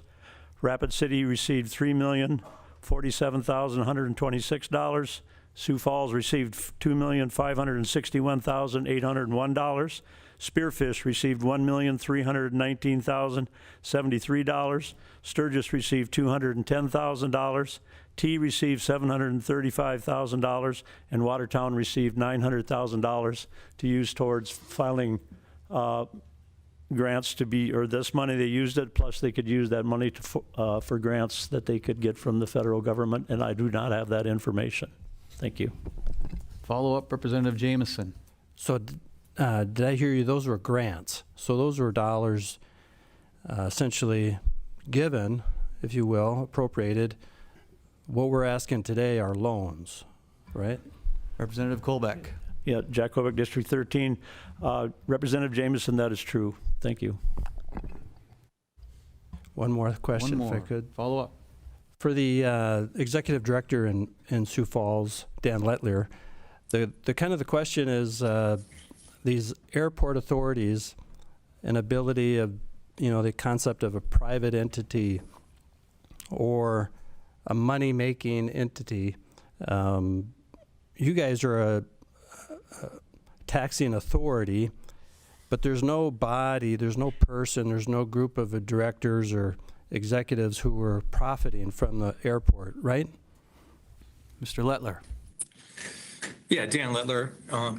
Airport Director here in Sioux Falls. Thank you, Mr. Chairman. That's true. We're an independent regional airport authority, not affiliated with the city of Sioux Falls. All of our revenues are generated primarily by parking revenue, airline rents and fees, rental car rents and fees. So completely self-sustaining. We don't rely on any outside funds other than our annual FAA Airport Improvement Grant, which is about $3 million a year. Doesn't go quite far enough when you have a $130 million project. So certainly we're self-sustaining, and we have been for many years. Okay, any other questions from the committee? Representative Emery. Thank you. I'm not too sure who to really direct this to, but being that the South Dakota Air National Guard has presence on both airports, how do they fit into this equation, if any, on providing funding or future expansion for the Air National Guard? And then second part of that question would be, if they do have plans for expansion, how does that fit into if future aircraft that might be larger or different squadrons that the Air National Guard may have? Mr. Chair, Patrick Dame, Executive Director, Rapid City Regional Airport. Thank you. Good question. Currently, the Guard facility that resides on the Rapid City Airport has a 99-year lease for $1. They do not pay towards the infrastructure development on the facility. They pay to manage their facility and their facility alone. Second question on that, if I could ask for. Just for, because, I guess in a lot of this conversation, I've never really heard, and there probably was, and maybe I didn't hear it, but anything with the Air National Guard, if they chose to expand to another squadron, which if they chose to have bigger aircraft outside of the F-16 or future expansion to the 35 or something along those lines, how would they fit into, if they would be able to fit into future expansion of longer runway, if it was a bigger aircraft that required a longer runway or more taxiways or anything along those lines? Mr. Dame. Mr. Chair, currently, I don't have a good answer for that question. We do have a helicopter mission there. Mr. Lettler online may be a better indication of that. However, right now, we do not receive any funding towards development from the Guard for our existing facility. Okay, that pretty much answers it. Got it. Okay. Representative Reich. Thank you. Just stay there. At the end of the 99-year lease that you've got, Rapid City for the South Dakota National Guard, would be your intent to renew that for another 99 years for $1? Mr. Dame. Mr. Chair, Representative Rice, Patrick Dame Airport. I think my answer to that question would be, at the end of that lease, I will not be there as executive director, so I cannot make the determination of what my board would do. Is that a dodge? I don't know. Any follow-up, Representative Reich? One more follow-up. You know when that lease ends, the 99 that's in place? Mr. Chair, Representative Reich, the lease there, I believe, we passed 50 years since I've been there, so I think we're on the downward side of about 43 years, plus or minus. Okay, thank you. Any other questions from the committee? Representative Overweg. Thank you, Mr. Chair. It's for Mr. Dame. First off, I like your enthusiasm, 13 planes. That's pretty good. But I'm looking at your funding. I really appreciate your sheet. This has really helped me, okay? But I'm looking there. You have $1.25 million from the state aeronautics and $10 million federal that you haven't acquired yet. So if you don't get that funding, would you give us our $15 million back, or what's your future plans if you don't receive all the funding that you've requested? Mr. Dame. Mr. Chair, Representative Overweg, I believe you're looking at the state's sheet on that one. We've got this particular two-sided handout. from ours, but I do believe that they're very similar. Currently in the process where we're at with it, we are about, I believe, $15 million in additional funding that is needed on top of the funding stack there that's being requested for federal discretionary funding. So based on that, we do still have some work in front of us in terms of getting that additional funding. So on the side of us returning funding, we still have additional funding that needs to be solidified through the project. Currently, what we're seeking for on that is for apron development. One of my questions for the commissioner, maybe he could answer this. My question was, if this is a state sheet anyway, Mr. Chair? Go ahead, Representative. So can you Overweg. help me out on that? If the funding that's not yet been requested, if we go ahead and give the $15 million to Rapid City Airport, they still have 11.25 out there that they have not secured.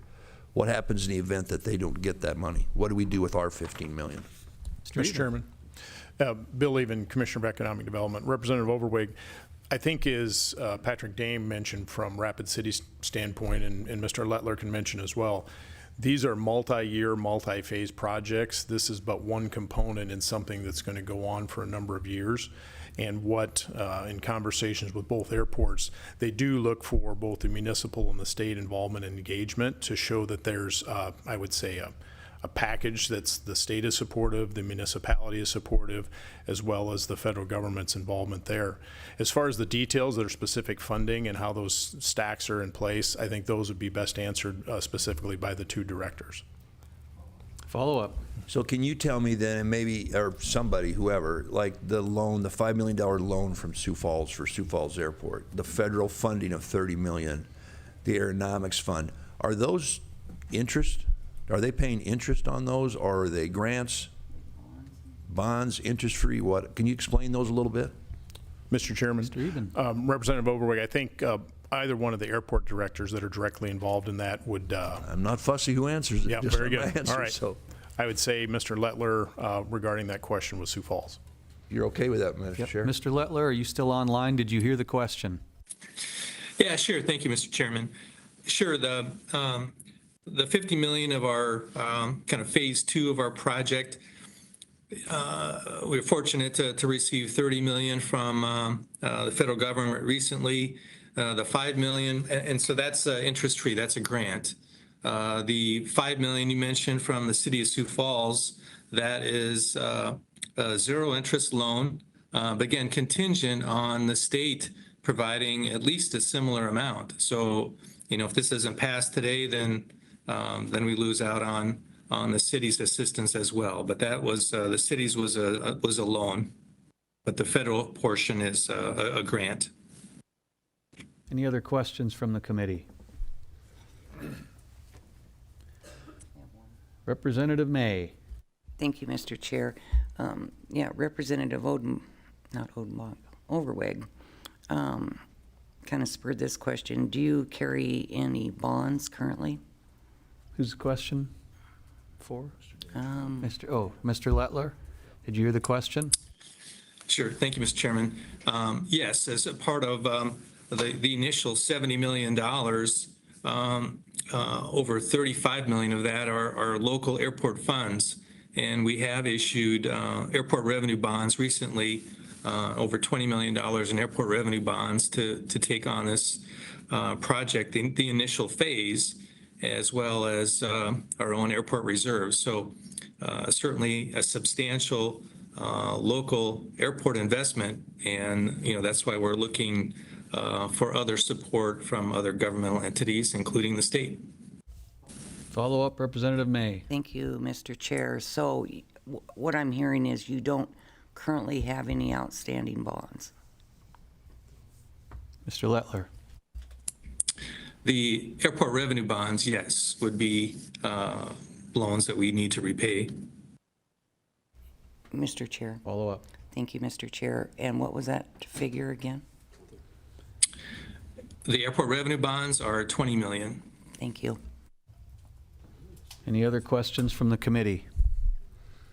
All right, then I'll turn it over to committee discussion and/or action.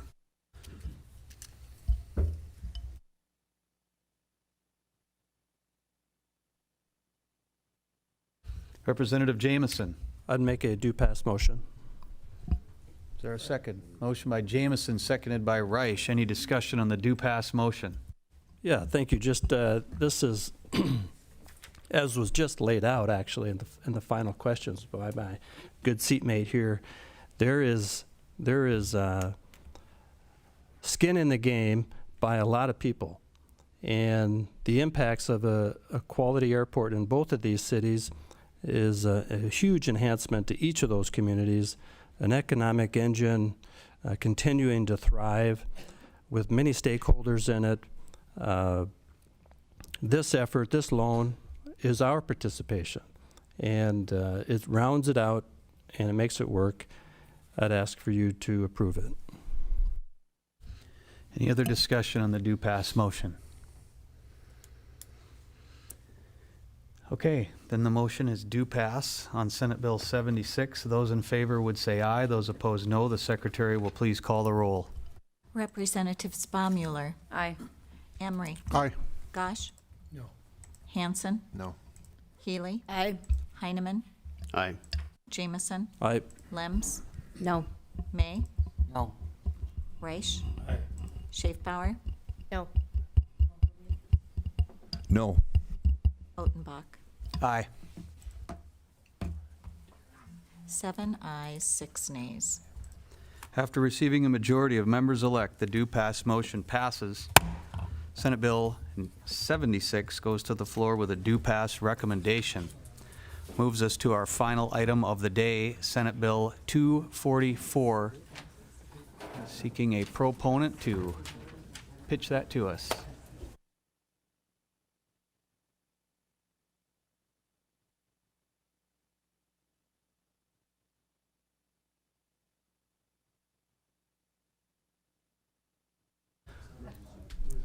Welcome, Representative Overweg. Thank you, Mr. Chair and Committee. Representative Marty Overweg, District 21. I bring you Senate Bill 244. It is a vehicle bill that we might need, and I would hope we'd pass it to the floor. Thank you, Representative Overweg. Do I hear any discussions or action on our Senate Bill 244? Representative Jameson. I make a do pass motion. Motion by Jameson, second by Hanson. Motion is due pass on vehicle bill, Senate Bill 244. All those in favor would please say aye. Those opposed, no. The secretary will call the roll. Representative Baumüller. Aye. Emery. No. Gosh. Aye. Hanson. Aye. Healy. No. Heineman. Aye. Jameson. Aye. Lems. Aye. May. Reich. Aye. Schaefbauer. Overweg. Aye. Otenbach. Aye. 11 ayes, 2 nays. After receiving a majority of members-elect, the due pass motion passes. Senate Bill 244 goes to the floor with a due pass recommendation. That being the end of our agenda for today, and maybe for good this year, we shall see. If so, it's been a real pleasure, you all. Great work, everybody, on some tough issues. The chair will entertain a motion to adjourn. Motion by Healy, seconded by Baumüller to adjourn. All those in favor would say aye. Those opposed, no. We are adjourned.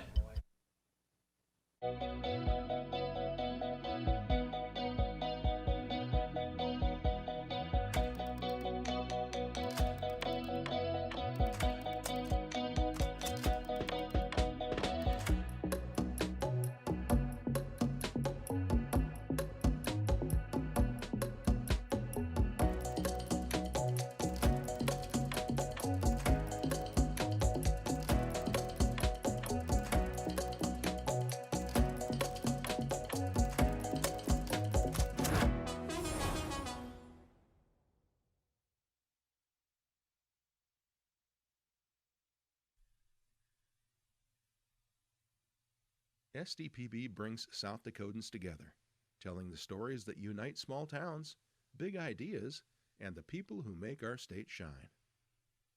Good, useful, and full of wonder. SDPB.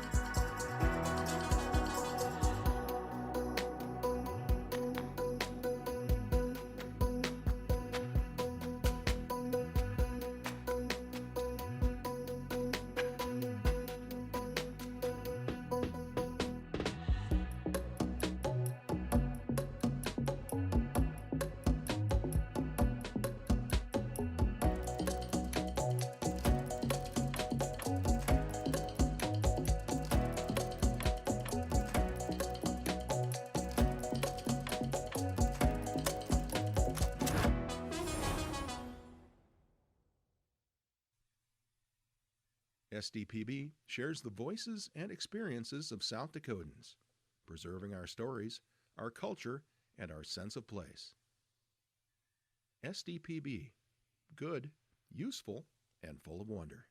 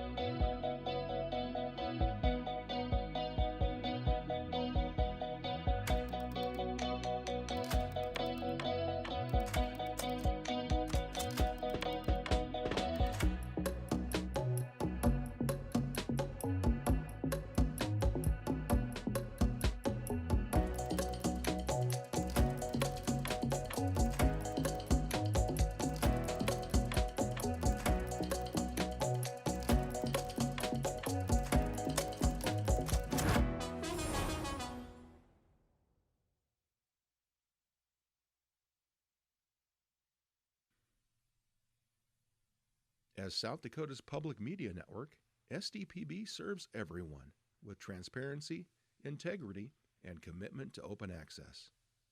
Good, useful, and full of wonder. SDPB.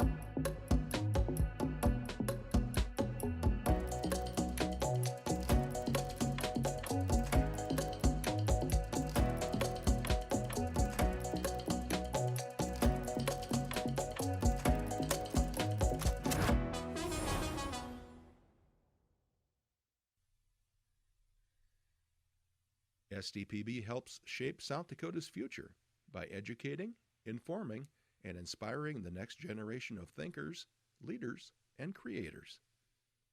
SDPB. Good, useful, and full of wonder.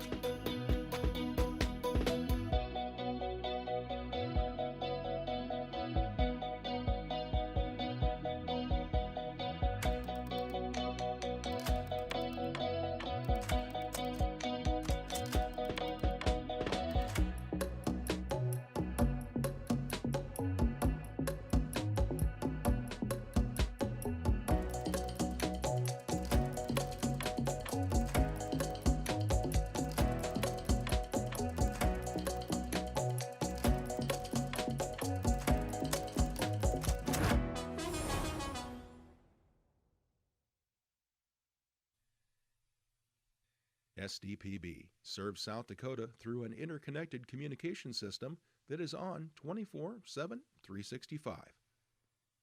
The first place for Amber Alerts, public safety announcements, and EAS messages. SDPB keeps public servants and citizens informed. Good, useful, and full of wonder. SDPB.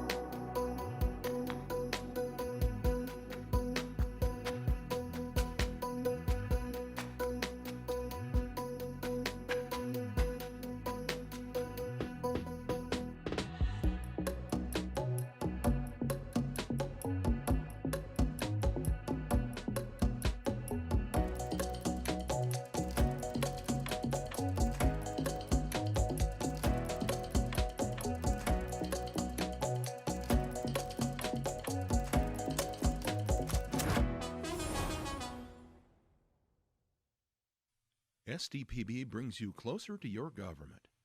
With gavel-to-gavel coverage of the South Dakota legislature and in-depth reporting from peer.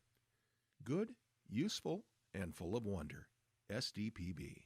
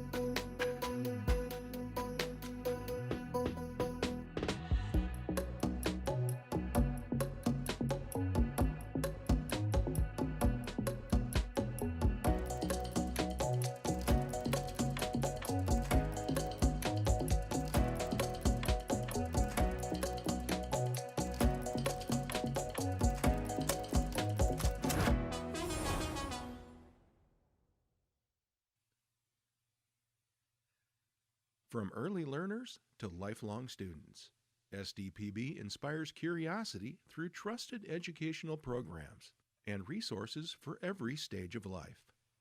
Good, useful, and full of wonder. SDPB.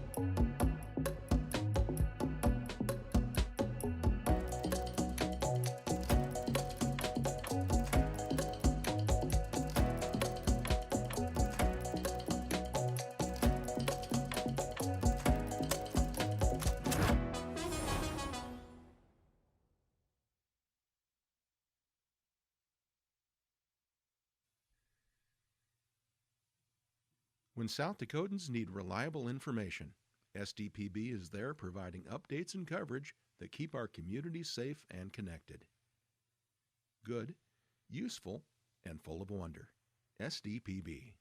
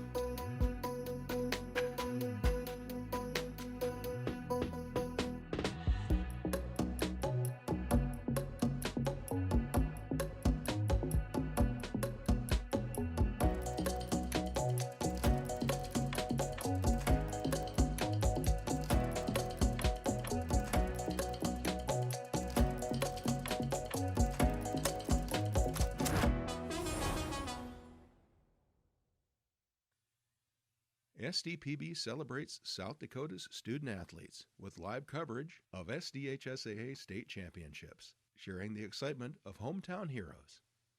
SDPB. Good, useful, and full of wonder.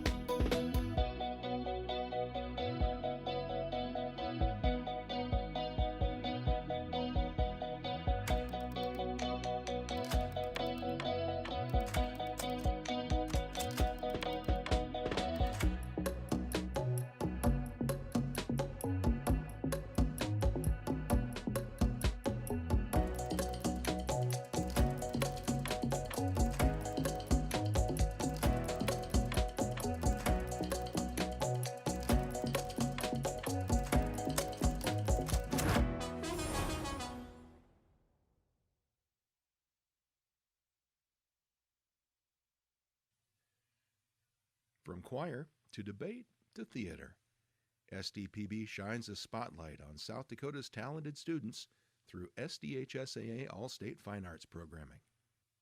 Good, useful, and full of wonder. SDPB.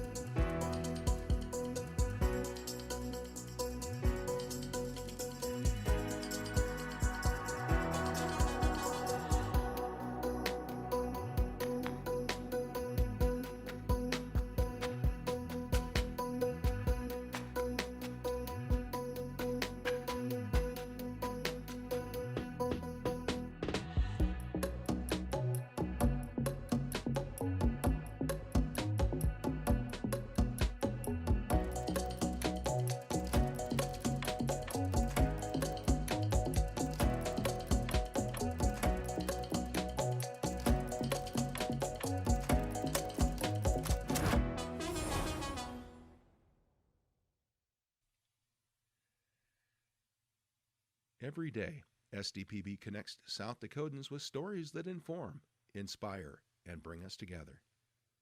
SDPB, good, useful, and full of wonder.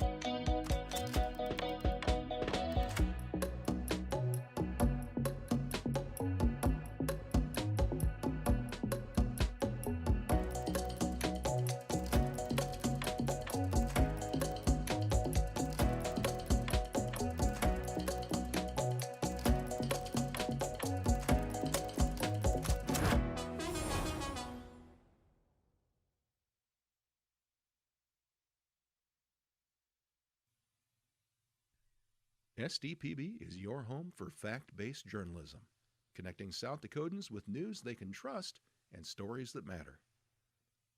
Good, useful, and full of wonder. SDPB.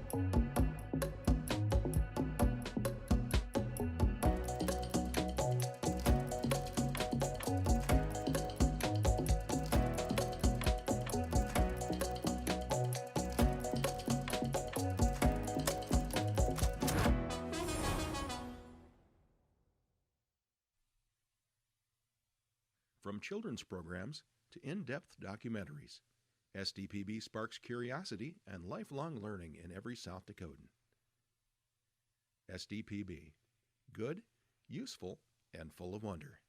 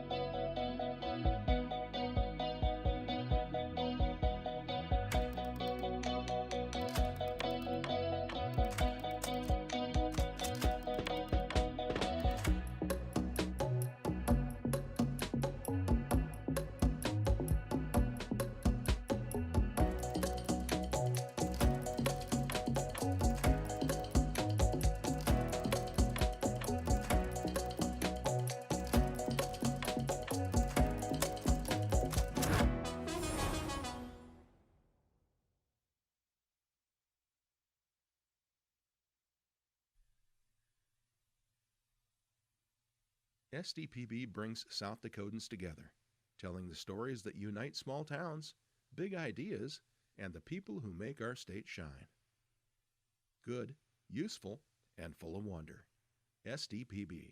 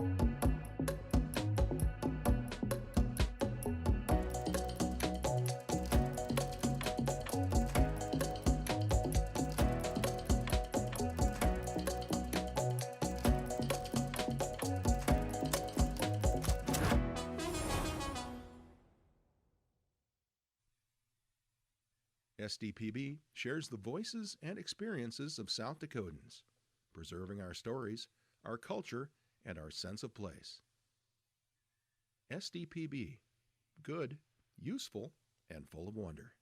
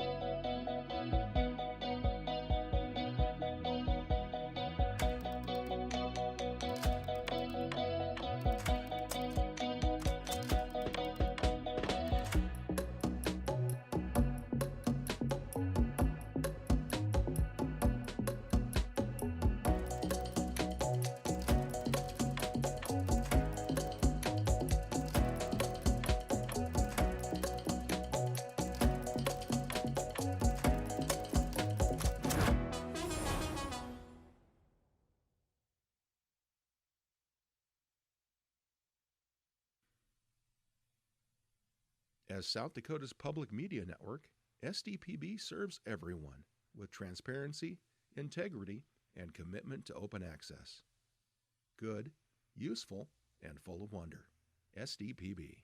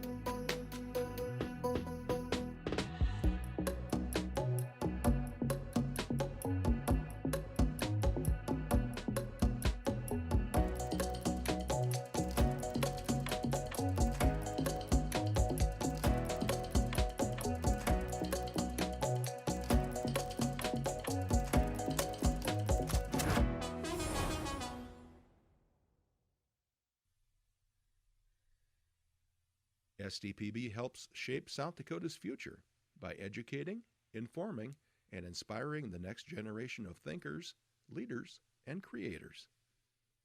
SDPB. Good, useful, and full of wonder.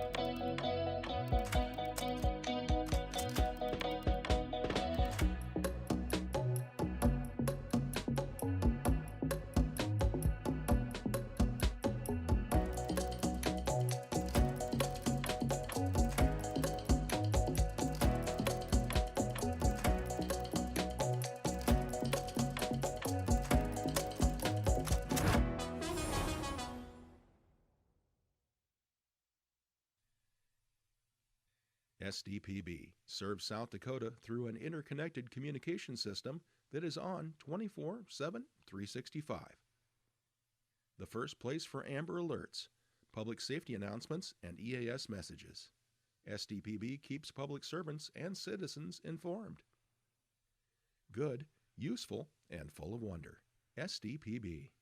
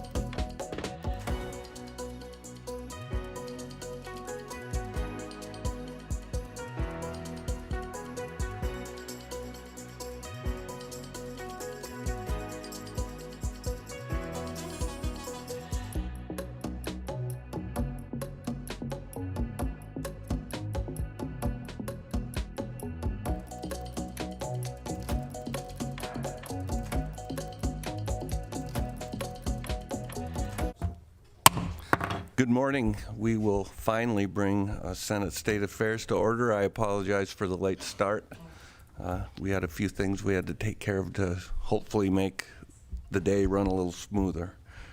I'd like to welcome everybody here, welcome everybody online.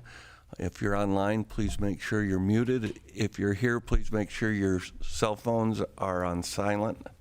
If you have materials to distribute, please work through the pages for that. And if you are testifying on a bill, please be sure to sign in on the back on the iPad.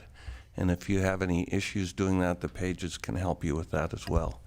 At this time, I'll ask the Secretary, please call the roll. Senator Dybert. Good morning. Jensen. Here. Carr. Excused. Kolbeck. Here. Larson. Here. Pischke. Excused. Voigt. Here. Perry. Excused. Melhoff. Here. Mr. Chairman, we have a quorum. Thank you. At this time, I'd entertain a motion to approve the minutes of the last meeting. Second. We got a motion by Kolbeck, second by Dybert. All in favor, say aye. Aye. Aye. All opposed, the same. The minutes are approved. So at this time, we will begin our, well, before we do that, we'll have the page come up and introduce yourself. Tell us who you are, where you're from, what your plans are. I won't make you tell a joke, but you can if you want to. My name is Hannah DeLine. I'm from Mitchell, and my future plans are to attend Dordt University, majoring in kinesiology with a minor in criminal justice. Thank you. Welcome. I appreciate you being here. So the other page is out of the room, so we'll just start our agenda at this time. We have House Bill 1232, an act to establish principles for a state agency to consider when formulating or implementing a program that has the potential of affecting tribal members on a reservation. And we will start with proponent testimony. Welcome, Representative. Thank you, Chair, members of the Senate State Affairs Committee. Thank you for allowing me to be here today. Just a little bit of context. I've been studying tribal state relations for years as a daughter growing up in Pine Ridge and Rapid City. It's been impacting my life, and I won't tell you my age, but it's been impacting my life for 40 plus years. I've looked at other state policies and I applied what is. Thank you for allowing me to be here today. Just a little bit of context. I've been studying tribal state relations for years as a daughter growing up in Pine Ridge and Rapid City. It's been impacting my life. And there appears to be an echo, but I think we have I think we have it under control. I apologize for that. Thank you, Chair. So this bill updates current codified law 1 54-5 to clarify guiding principles for state agencies. The current law, it is state policy to consult with tribal governments on these programs already. This just keeps that policy, but it adds 5 principles to illustrate how agencies conduct that consultation and what does consultation look like. 1232 helps agencies build better programs, avoid conflicts, and strengthen tribal state ties. Principle 1, commitment to cooperation and collaboration between agencies and tribes. Principle 2, respect for tribes as sovereign nations and our government-to-government relationship. Principle 3, regular and early communication with tribal officials. 4, accountability when addressing tribal concerns. And principle 5, preserving the state or the tribal and state relationships. These guides are a guiding process without mandating outcomes. So this is the kind of quiet structural improvement that rarely makes the front news, but it pays dividends for years. It signals to tribal nations, to our citizens, and to the next generation that South Dakota intends to govern in ways that align with transparency, accountability, and awareness of the unique relationship government-to-government relationships have within our borders. More importantly, this matters to our kids, natives and non-natives. They are growing up together. They will live with the consequences, whether we choose conflict or cooperation. They will see state and tribal governments teaching each other, treating each other as adversaries or friends. That is a pattern that they will inherit. If they see us doing the hard work of listening early, respecting each other, and working problems out before they explode, that is a pattern they will inherit. And for those reasons, I respectfully ask you to support HB 1232 with a due process recommendation. Thank you, Chair. Thank you. Is there any further proponent testimony on House Bill 1232?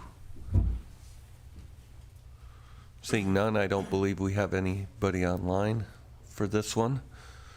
So we will move to opponent testimony to House Bill 1232. Are there any opponents in the room or online? Seeing none, we will waive rebuttal and move to committee questions. I have some action. Senator if you're ready. Colbeck. I have some action if you're ready. I'm ready. All right, I'll do a due pass on HB 1232. Second. We have a motion by Senator Colbeck, second by Senator Larson, due pass on 1232. Is there any comments on the motion? Yes, I think that the good representative's done a great job. I heard her last night in Judiciary. She had 2 other bills that were, I thought were fantastic too. So we got those out of committee, and I think this one deserves fair attention, and hope we do pass. Any further comments? Seeing none, I'll just comment that I read this bill. I think it's good. It's a good way to show respect for our partners, our tribal partners, as we help to govern South Dakota better. And I'd urge everybody to vote yea on the motion. So the motion is due pass by Senator Colbeck, second by Senator Larson on House Bill 1232. Secretary, please call the roll. Senator Dybert. Yes. Jensen. Aye. Carr, excused. Colbeck. Aye. Larson. Aye. Pischke, excused. Voigt. Aye. Perry, excused. Melhoff. Aye. Mr. Chairman, we have 6 ayes, 3 excused. House Bill 1232, having received a unanimous vote on the due pass motion, is hereby passed and will go to the floor with the due pass motion.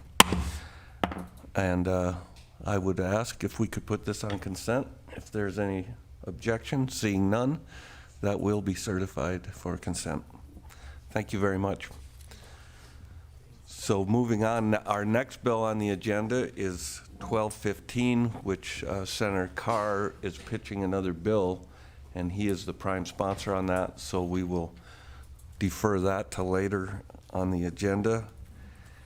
And we will move to HB 1323, which is an act to amend the time required for filing a petition referring an ordinance or resolution of a political subdivision. Do we have anybody here to present proponent testimony?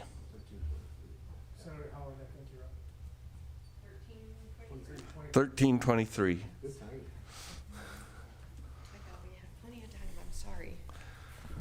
It's been one of those days, Senator. So Taffy Howard, District 34. So basically, this bill started out with a 45-day to allow more time when we refer issues, ordinances, whatever. It was amended to 30 days in the House.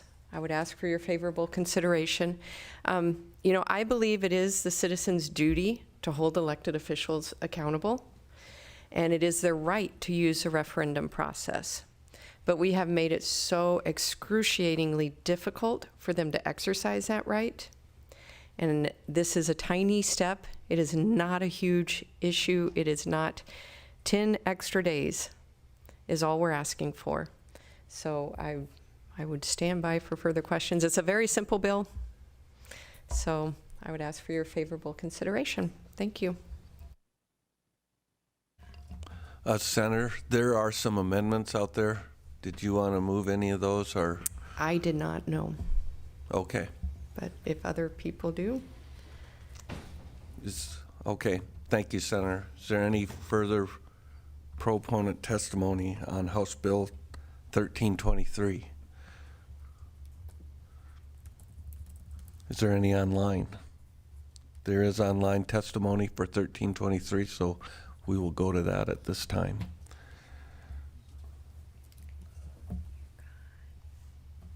Mr. Chair, Is this Linda Montgomery? yes, it is, sir. Okay. Yes, if you were prepared to please introduce yourself, say who you're representing, and then proceed. Thank you, sir. My name is Linda Montgomery from Fairview, South Dakota, and I'm representing myself. The 20 days for citizen to collect a petition was actually written in 1899. A lot has changed since that time. We have an increase in population, a change in demographic, increased number of elected officials at all levels of government, making multiple decisions for the people of their counties, states, and local cities. And these are decisions that affect the people, and that has grown since 1899. The increase to 30 days to get petitions signed, I don't feel is an unreasonable request. Per the Constitution of the United States, people have the right to petition their government, but 20 days tied the hands of the citizens. Just getting initially organized and then go out and collect the signatures within the 20-day time frame is difficult at best. In President Lincoln's words in 1863 stated, quote, that government of the people, by the people, and for the people, unquote, is a fundamental principle of our government. I respectfully ask that you pass HB 1323, give your constituents and fellow citizens 10 more days to practice their constitutional rights. Thank you. Thank you for your testimony. I see that the House Prime has just arrived, and there are some amendments under his name out there, so I'd Thank ask you, you to Mr. please Chair. come forward. Would you like any of those amendments moved? Yes, sir. And I apologize. I thought I had a little more time. I was in a different committee there, so I apologize. Just getting this pulled up here. So at this time, I would ask you if the committee could move 1323E.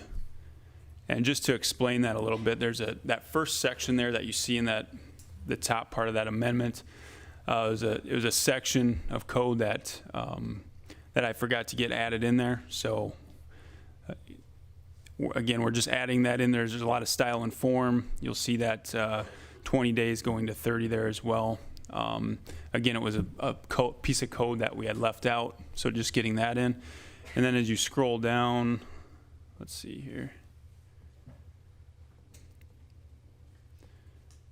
Gonna look at, so page 8, you'll see school is X'd out, and there's taxing. It's just there's a typo. It's supposed to be in regard to the taxing district and not the school district. So that's what that amendment is. Okay.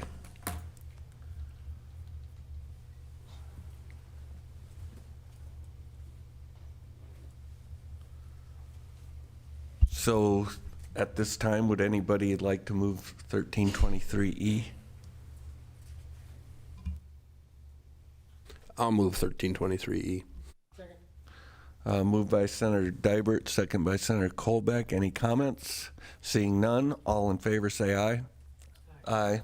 Opposed, same. Okay, the bill as amended, and we are on 1323 as amended. So Thank you, Mr. Chair. please proceed with your To testimony. introduce myself, Representative Aaron Elward, District 6, Harrisburg. It looks like you were hearing some proponent there already, which is good.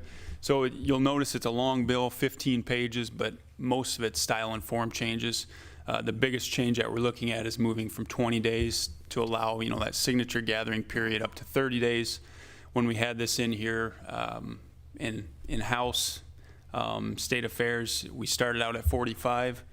There were some concerns from local governments, counties, towns that was too much. It would affect the budget process and things like that. There was a couple concerns on the committee as well. So we moved it down to 30 days. We amended it down. I'm for more days. I think if we gave more days to the public to go out and get signatures, that's all the better. But I also see the other side of it. So I just want the committee to know that I know there is another amendment out there. I'm not opposed to more days, giving the people more time. But I just want you to know where I was coming from as well, and trying to make this work for everybody. So again, long bill, but a simple bill. We're just simply trying to give the people more time to gather signatures, because it is pretty burdensome when you only have 20 days, and you got to get thousands and thousands of signatures in some cases. So I ask you for your support. Thank you. Thank you, Representative. Is there any further proponent testimony? We'll go back to the room. Seeing none, we'll go back to online. Is Chris Larson has signed up to testify? Are you available? Hello. Yes, please proceed. Introduce yourself, tell you who you're representing, and proceed. My name is Chris Larson from Valley Springs. I represent myself. And I guess I'll just talk about my experience a little bit with a recent petition drive we had in January to petition the city of Sioux Falls. And we needed 6,700 signatures. We got a little over 5,000. And I would say it's this process is difficult, probably should be difficult. We elect people to do things, and for the most part, we let them do it. We don't complain. But once in a while, a big one comes along like this one, and the people were fired up. And I got involved in it right away. I think on the second day, I jumped in and got 100 signatures or 50 or something. And I talked to over 300 people in the 3 weeks that we were doing this. I opened up my business to get people coming in, and I was on the street, and I really threw myself into it as much as I could. And we fell short. And one of the reasons is weather. If you're doing it in January and the average temperature is -2, I mean, it's impossible to do it in 20 days. I would rather have 45 days. I don't know what it costs anybody. We're not asking for money here. We're just asking that you don't make it impossible for people to, have some say in especially really big issues, which is the only way that people are going to do a successful petition drive is if it's an issue that affects, a lot of people. And so I definitely would push for it even longer if we could. I don't know why I went down to 30, but 45. If we'd had 30, we would have made it. Even in January, I think we would have. But in January, you can't find people, big groups of people. It's almost impossible. And so I guess that would conclude my testimony. Thank you, Mr. Larson. Sarah Stever, are you prepared to testify at this time? I am, thank you. Good morning, Mr. Chair and Senators. My name is Sarah Stever from Lennox, and I'm here representing myself. I'm asking you to support 1323. I think it's a bill that's a fair compromise on extending time for gathering signatures. I think it also brings some consistency to the process of referendums. So I both carried petitions, and I've also spent a fair amount of time notarizing them, so I'm very familiar with this process. And I witnessed a couple of things that I think contribute to the need for more time. First is that it might be a group's first rodeo. I think Chris Larson just alluded to that too. It takes a while to get organized. It takes a while to recruit the people to help. It takes a while to get the word out, and then finally to gather the signatures. And it really is no small task. And the other thing that might be the effort that Chris also mentioned was our amazing South Dakota weather. For that Sioux Falls data center referendum, it was sub-zero, and it was also so windy. It was just absolutely impossible to get out there and get signatures. And I believe had their efforts been in the summer, they may have had a voice in shaping their community. I mostly notarized petitions for that effort. I think in the last 48 hours, I notarized 175 petitions. So those people really did put their shoulder to the wheel, still to no avail. And I think that voice in the process is something we should really welcome, especially for grassroots efforts that are put forward by volunteers and not necessarily paid petitioners. So believe me, 30 days is still pretty daunting. So that's going to winnow out ideas that don't have some groundswell of public support. I think that 30 days is really a good balance. So asking you to vote yes on HB 1323, and thank you for your time. Thank you. And Christina David, are you online and prepared to testify? Yes, I am. Can you hear me okay? Yes, please introduce yourself and proceed. Sure. Thank you, Chairman, committee members. Thank you so much. Chris David, District 13, Sioux Falls, Lincoln County. Just wanted to add Me Too's to what Linda, Chris, and Sarah said, but also that I've personally spent hundreds of hours and even years on petition work. We've literally had to put our life and family on hold and find others who are willing to do the same. And again, this is over holidays, Saturdays, Sundays, blizzards, and 100-degree heat. I've done it all. And if we happen to see it, of course, that's the other thing. If we happen to see it in the newspaper or go to one of the many meetings that we would maybe like to attend but can't, then the scramble begins. I'm just going to skip over and say Me Too to the other people what they said, but also adding that with this, it is quite daunting, and it shouldn't be easy, but it's like needing to win a gold medal in the Olympics and having 20 days to prep, refine, etc. No team, no coach, and no money, and then having to win. I did some calculations, and for the percentage on the signatures, for example, if we need 2,100, which is low, and they always say to get like a 30% overage, so it's over 2,700. You divide that out by 20 days, 8 hours a day, and that again includes holidays, Saturdays and Sundays. That's minimally 3 signatures per minute, every minute for 8 hours straight, 20 days in a row. So if that's not achieved, then that number expands into the next hour and the next days. Many times, like I said, it's double that, so it's unrealistic. So we appreciate this bill and having a little bit more realistic, doable factors to work with, and I'd appreciate a yes vote on this. Thank you so much, and I'll stand by as well. Okay, thank you for your testimony. Is there any further proponent testimony on House Bill 1323? Seeing none, we will close proponent testimony and move to opponent testimony on 1323.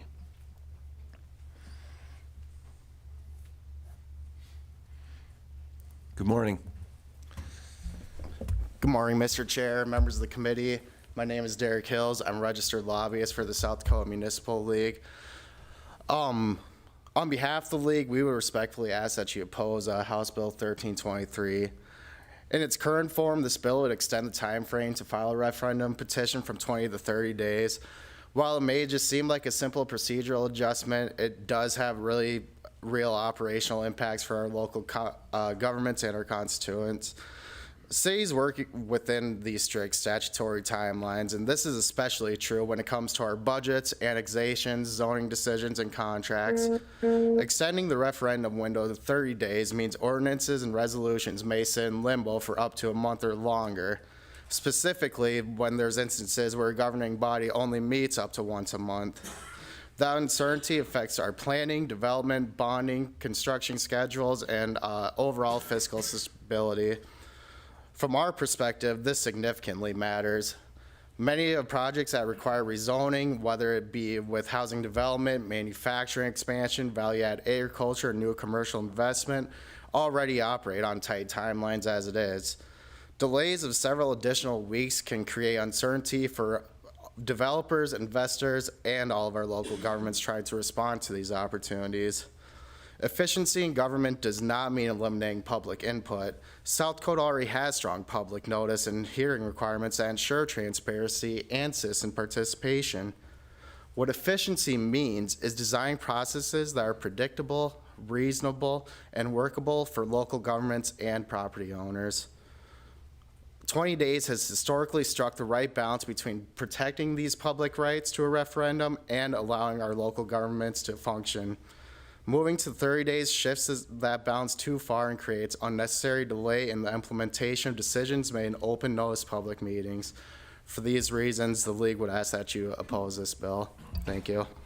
Thank you for your testimony. Is there any further opponent testimony on 1323?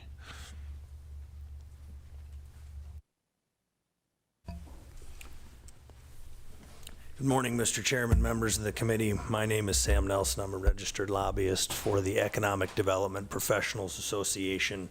I'm going to try my best not to retread any ground that my friend Mr. Hills mentioned, but I want to start a little bit with the how this works in practice, because I think that I understand the proponent arguments about it's difficult to do, and I think that's by design. I think when we designed this a long time ago, we wanted to make it so that a minority of people, if they wanted to change this, would have to go through some rigorous steps to do that. And the first point I'd like to make is when we say 20 days, we know that we're not really talking about 20 days.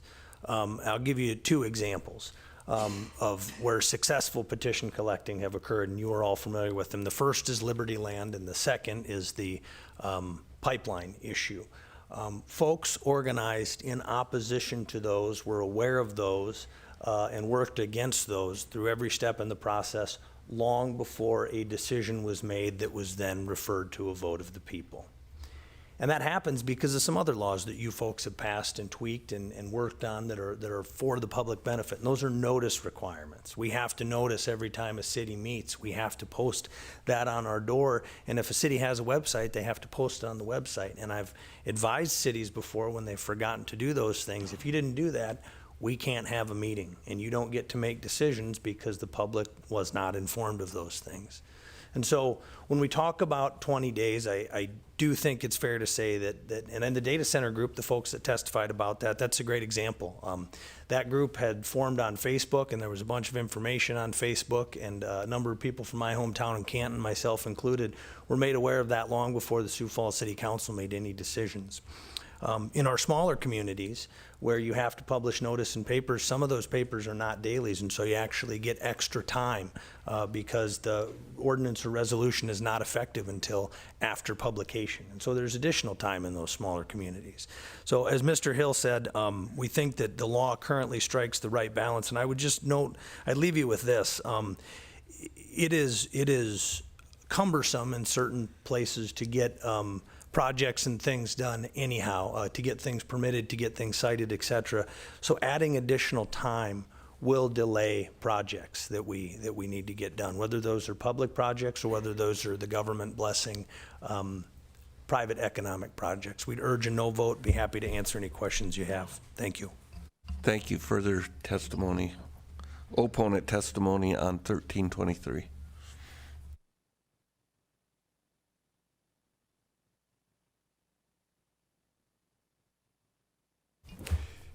Good morning, Mr. Chair, members of the committee. Roger Tellinghuse, and registered lobbyist on behalf of the South Dakota County Commissioners Association.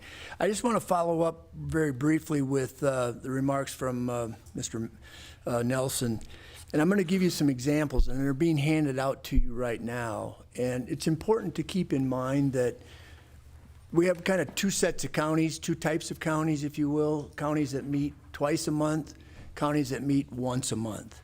And so for purposes of the examples that I've handed out to you, we've laid out the different scenarios, and then at the bottom of each scenario is the length of time that would be available to citizens to circulate petitions if they were so inclined. And so starting with the first two examples, these are examples of counties where the county commission also sits as the planning commission. They don't have a separate planning commission. So for those counties that meet twice a month, the period of time within which to circulate a referendum petition on any action taken by the county would actually, from total days from start to finish, would be 58 days. And in those counties where they only meet once a month under current law, the time within which to circulate petitions, a referendum petition, would actually go to 93 days when you take into account the publication requirements. Now, under the proposed law, under this proposed bill, 1323, those dates go much further out. And so under the first scenario where a planning commission and county commission are one and the same, in those situations where they meet twice a month, the time to, again, would be 58 days.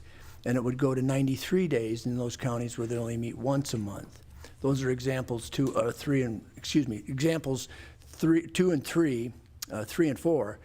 But now when we talk about the proposed changes under those examples, we go from 58 days to 93 days. Again, it's the same.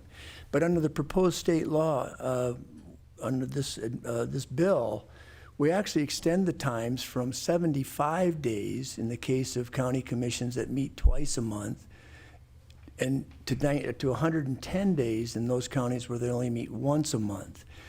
And the gist of all of this really is that from the time the county considers an ordinance change, they have to publish that once.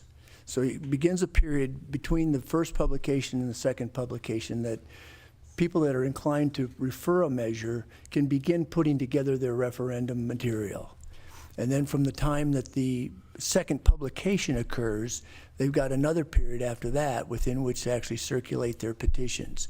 And so applying state law to examples 1 and 1A in the handout that I've given you, which is common for most counties, or examples 3 and 3A, if the county adopts an ordinance on Tuesday, March 10th, for instance, publication is 8 days later, March 18th. And then there's a 20-day referendum window, which is April 7th. So under existing law, there are 28 days in place to gather signatures referring an ordinance.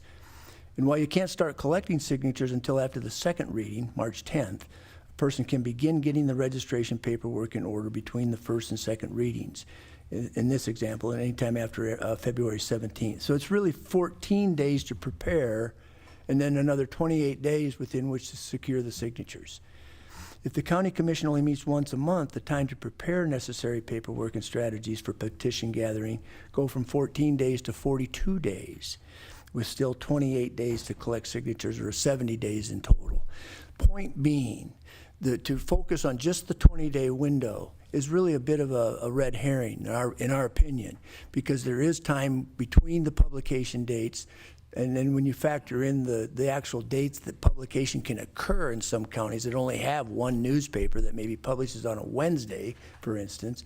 County commission meetings are on Tuesday, so they can't make that next day publication, but so they have to wait till the next week to publish it the first time. And then they have to wait another week to publish it the second time.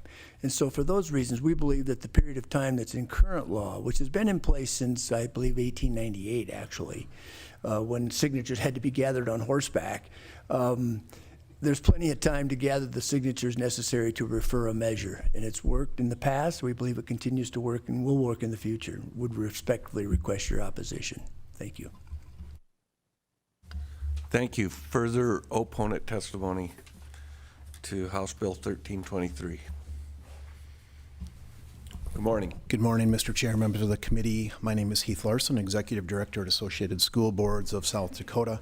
We represent approximately 845 school board members, the schools they govern, and students they serve. I too rise in opposition of House Bill 1323 today. The timeline currently in statute does work for our schools and has proven to do so with the use of social media and a lot of opportunities to get word out and information out to constituents. We have proven that to be true.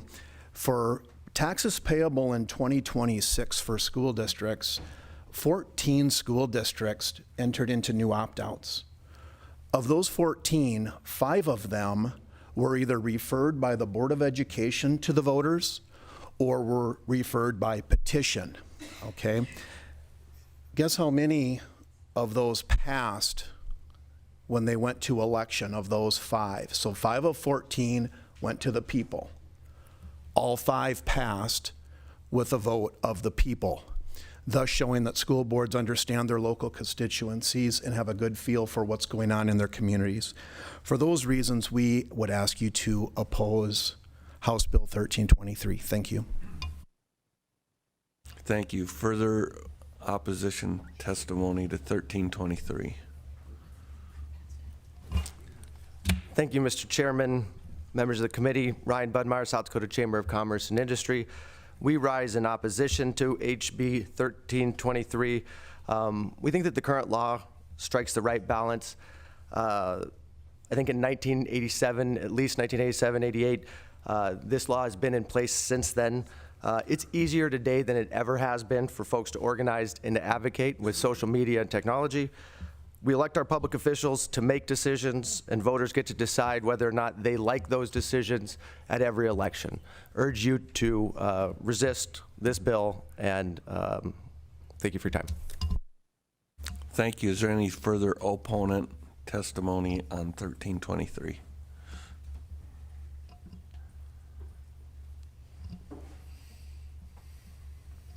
Good morning. Good morning, Mr. Chair, members of the committee. My name is Brenda Foreman. I'm registered lobbyist and executive director for South Dakota Association of Cooperatives.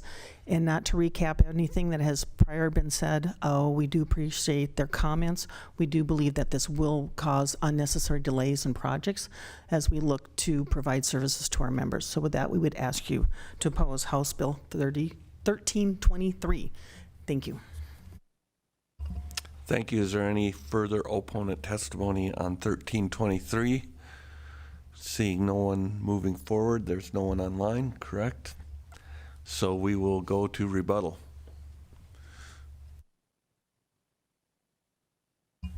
Thank you, Mr. Chair, members of the committee. Aaron Elward, District 6, Harrisburg, South Dakota. So a lot of those concerns that you heard, that's exactly why I moved it down from 45 to 30.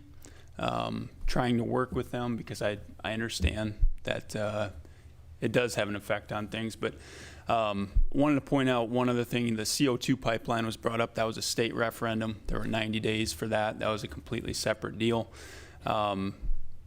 So with this, you know, there's notifications in the paper. People can become aware of them. But a lot of times, I mean, they have busy lives. They have things going on. A lot of times they don't hear about it from other members of the public until, you know, a vote's getting close at a city council or a school board. That's when they become aware of it. And then that's when they move forward. So trying to, again, not 45 days, not 20, but trying to make a compromise and doing 30 days here and coming together and make it work for everybody. So, you know, with some of the comments there, part of me wonders if they want it moved down from 20 days. If 20 days is too much, just by some of the comments there. So I ask you to support 30. Thank you. Thank you, Representative. At this time, we will close testimony and move to committee questions. Senator Dybert. Thank you, Mr. Chairman. I would have a question for Mr. Tellenhuisen.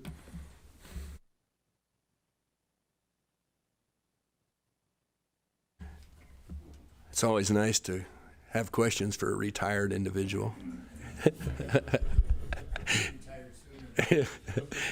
So, Mr. Tellenhuisen, could you tell me, is there any action taken by a county commission that is not a resolution?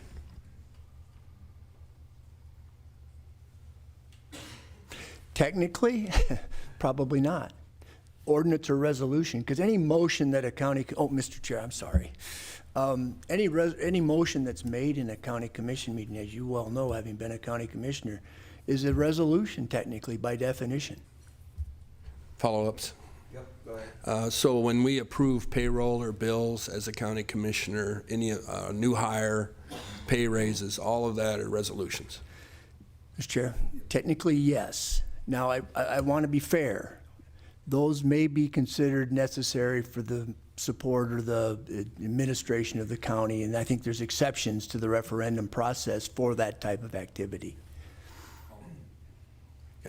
Thank you. So when you approve a plat, that's a resolution because it has a highway signature, correct? Mr. Chair, that's correct. Okay. All right. Is it the same for municipalities? Do you know? Mr. Chair, I believe so, yes. Thank you. I have a question for Mr. Alward, please.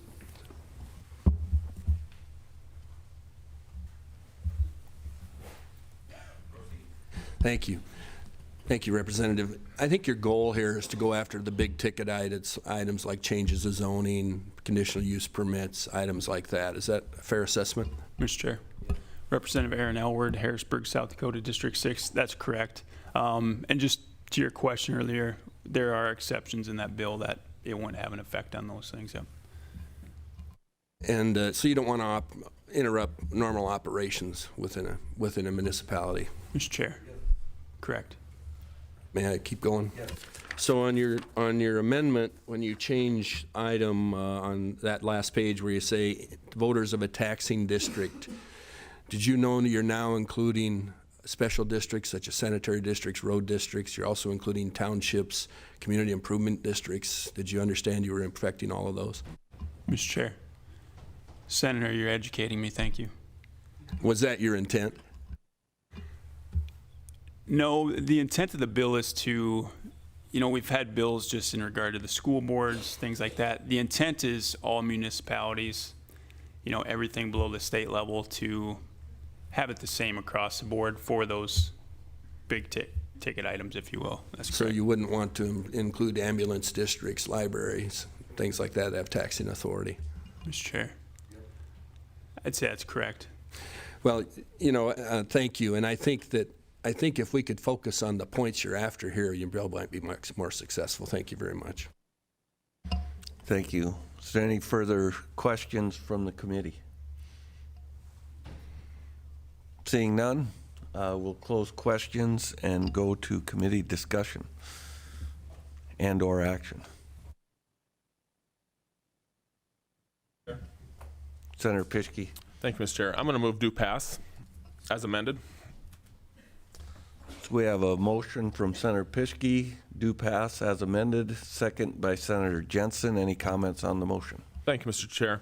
Well, I think there is some room here that does need some additional language. I think we can agree that there, but this is something that is necessary that I think we need to keep the conversation moving forward. So I would encourage us to do that, and we can make some final tweaks here in the process. So thank you. Senator Dibert. Well, thank you, Mr. Chairman. As is, I'm going to oppose the motion, but I understand the goal here is what it is here, and I think by putting a cap on the number of signatures to allow it to be reasonable would be appropriate, and maybe extending the date a little on the items we're really after. And I think that the intent of the bill is good. In my district, every time they've had a referendum, they've been successful in getting the signatures, which is about 1,200 in my district, just so you know what they try to achieve of 27,000 residents. So, I might support something that was more poignant instead of a shotgun approach, but as it is, I can't support it. Further comments on the motion? Senator Jensen. Yeah, I just make a simple point that in 1890, whenever it actually got introduced, there weren't very many people in South Dakota.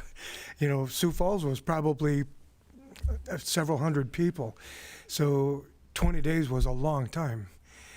When we look at the growth of the state, and as we go forward, what are we growing at 5,000 to 8,000 people a year already, just in Sioux Falls? I really think moving to 30 days is very reasonable. Further comments on the motion? Seeing none, I'll just comment that I understand what the proponents are trying to do. My plan is to vote to move this along at this time, but I hope that you would be willing to work with Senator Dybert and others who have concerns to maybe address those and sharpen it up to affect what you want to affect, but not create any collateral damage, for lack of a better term, as a result. So with that, it's a do pass motion from Senator Pischke, second by Senator Jensen. I ask the Secretary, please call the roll. Senator Dybert. No. Jensen. Aye. Carr, excused. Colbeck. Aye. Larson. No. Pischke. Aye. Voigt. Aye. Perry, excused. Melhoff. Aye. Mr. Chairman, we have 5 ayes, 2 nays, 2 excused. All right. House Bill 1323, having received the minimum votes to go to the floor, is hereby deemed passed. It'll go to the floor with the do pass recommendation, and hopefully the stakeholders will be able to work to sharpen it up a little bit. At this time, I will invite our other page, who is away from the room, to come forward and introduce herself. You know the drill, who you are, where you're from. Good morning. My name is Claire Cordell. I'm from Gettysburg, and I either plan on going to Mount Marty or USF and majoring in theology and psychology or sociology. Thank you. Excellent. Thank you again for being here this last couple weeks.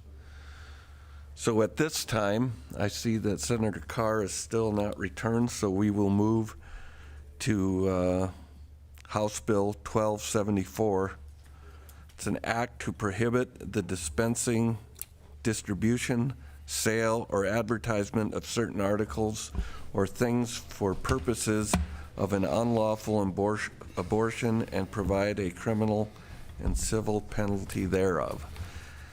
So we will take proponent testimony on HB 1274. I'm going to take a look at the time and what we have left on our schedule, and I'll limit testimony on both sides to 12.5 minutes. Please proceed with your testimony. Welcome, Representative Hughes, and your microphone is not on at this time. There you go. Thank you, Mr. Chair. Members of the committee, John Hughes, District 13 Representative. I do have an amendment to offer, which is 1247G, and would ask that it be moved. And I can certainly explain the reason for the amendment. We have an amendment, 1247G. So moved. So we have amendment moved by Senator Perry, second by Senator Jensen. All in favor, say aye. Aye. Opposed, the same. Motion carries. The bill is amended, so we are talking about 1274 as amended. Thank you, Mr. Chair.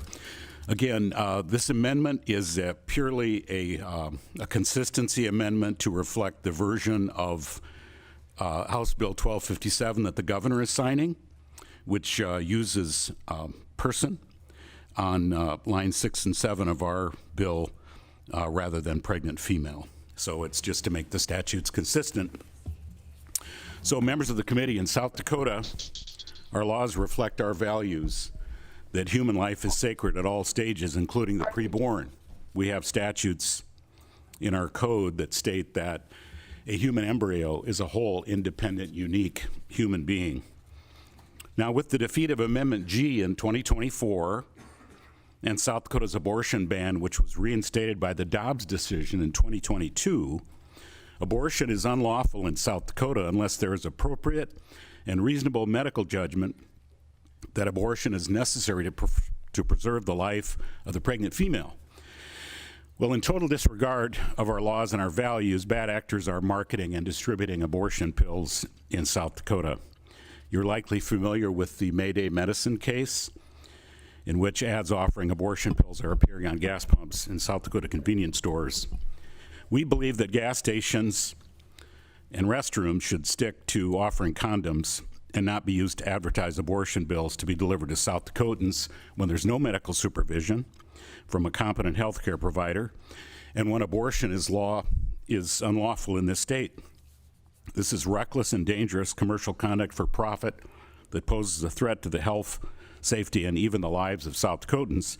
HB 1274 criminalizes this conduct and gives our Attorney General and state's attorneys the tools to prosecute, obtain injunctive relief, and pursue civil remedies. This is really important to focus on Section 1. The operative language is, no person may knowingly dispense, distribute, sell, or advertise any of the following for purposes of an unlawful abortion. That's the limiting language, and you'll hear some opponent testimony that somehow medical providers or medical clinics can be drawn into that. But the only way that can happen is if at the time they bring the drugs into South Dakota, they are intending to knowingly use them for purposes of an unlawful abortion. Now, where does this language come from? Well, at the request of our Attorney General, sections 1 and 2 on lines 8 through 11 of section 1 are from the Comstock Act of 1873. Ironically, 100 years before Roe v. Wade, it became unlawful in the United States to use the mail to send abortifacients through the Postal Service. So what this bill does, by adding the language in section 1 and the powers in section 2 and 3, our state, along with the U.S. Postal Inspector, can co-investigate and co-prosecute violations of our state laws when abortion pills are used through the mails to be sent into South Dakota. Now, I want to share a couple of things about the drugs.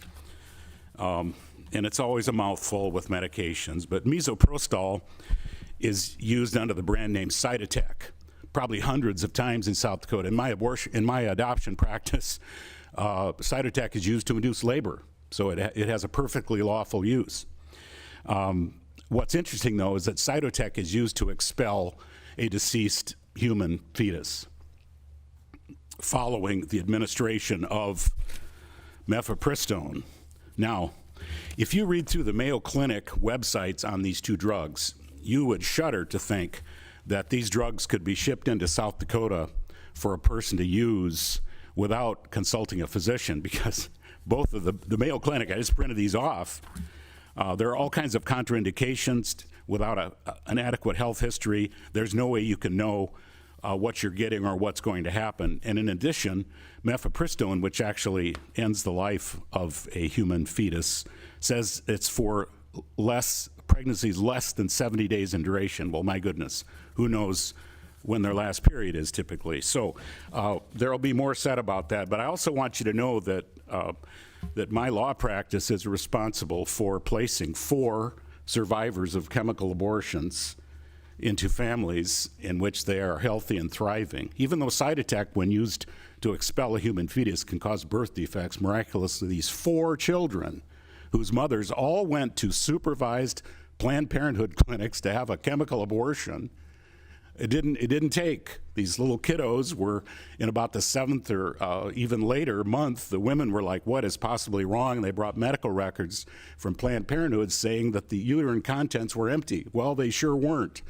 So to say that these drugs are simply safe and effective to use at home, you know, like a condom is an absurdity. So we have lots of good people here to testify, so I will leave the speaker here and turn it over to my colleagues. Thank you. Further proponent testimony for House Bill 1274. Welcome, Senator. Good morning, Mr. Chair, and good morning, esteemed colleagues and friends.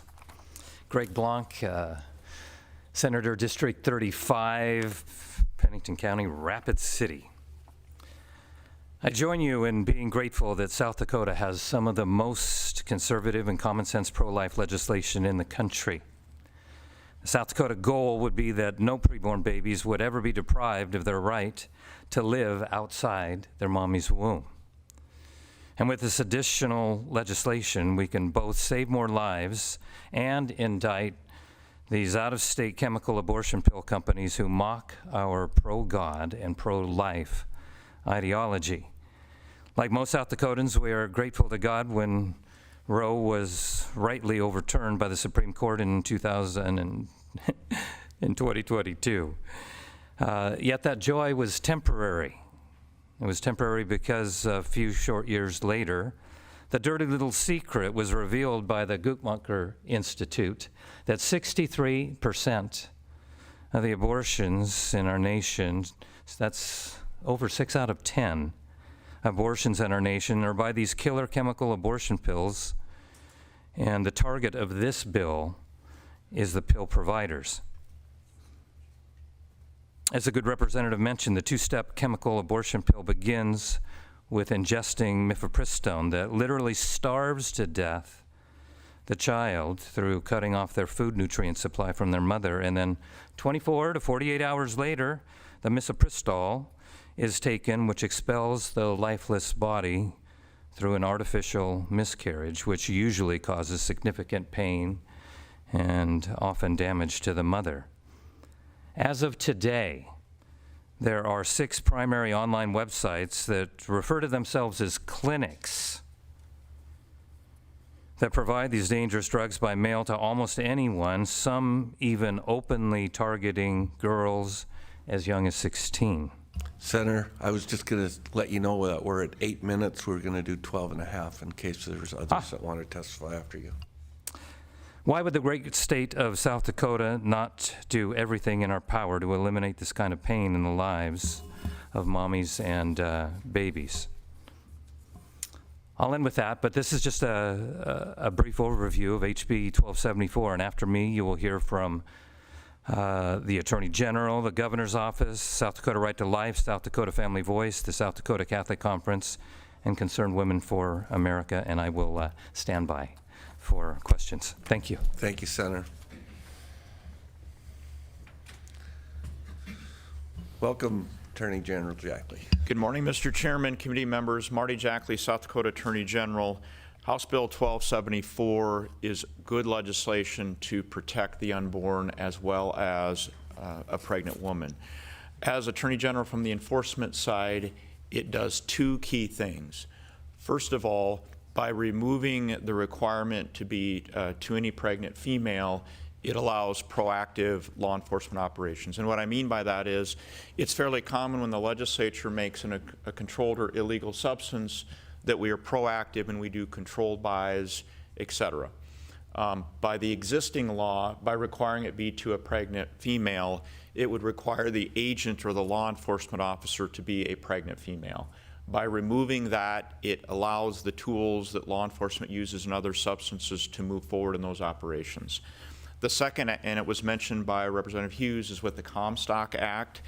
And basically, the Comstock Act is 1461, and what it provides in the relevant language that's being incorporated in Section 1 of the new bill is with respect to every article, instrument, substance, drug, medicine, or thing which is advertised or prescribed in a manner calculated to lead another to use and apply in protecting abortion.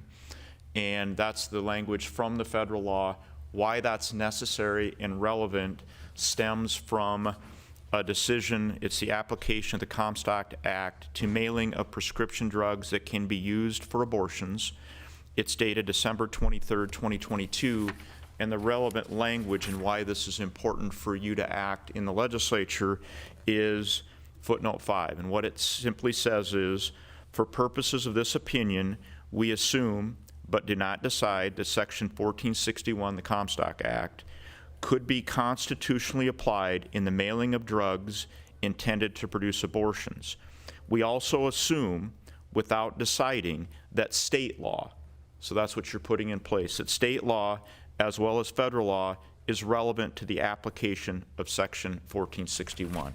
So with these changes, you would allow, number 1, for proactive law enforcement investigations, and number 2, you would be triggering federal law in the Comstock Act. Mr. Chairman, I'll make myself available for questions at the appropriate time. Thank you.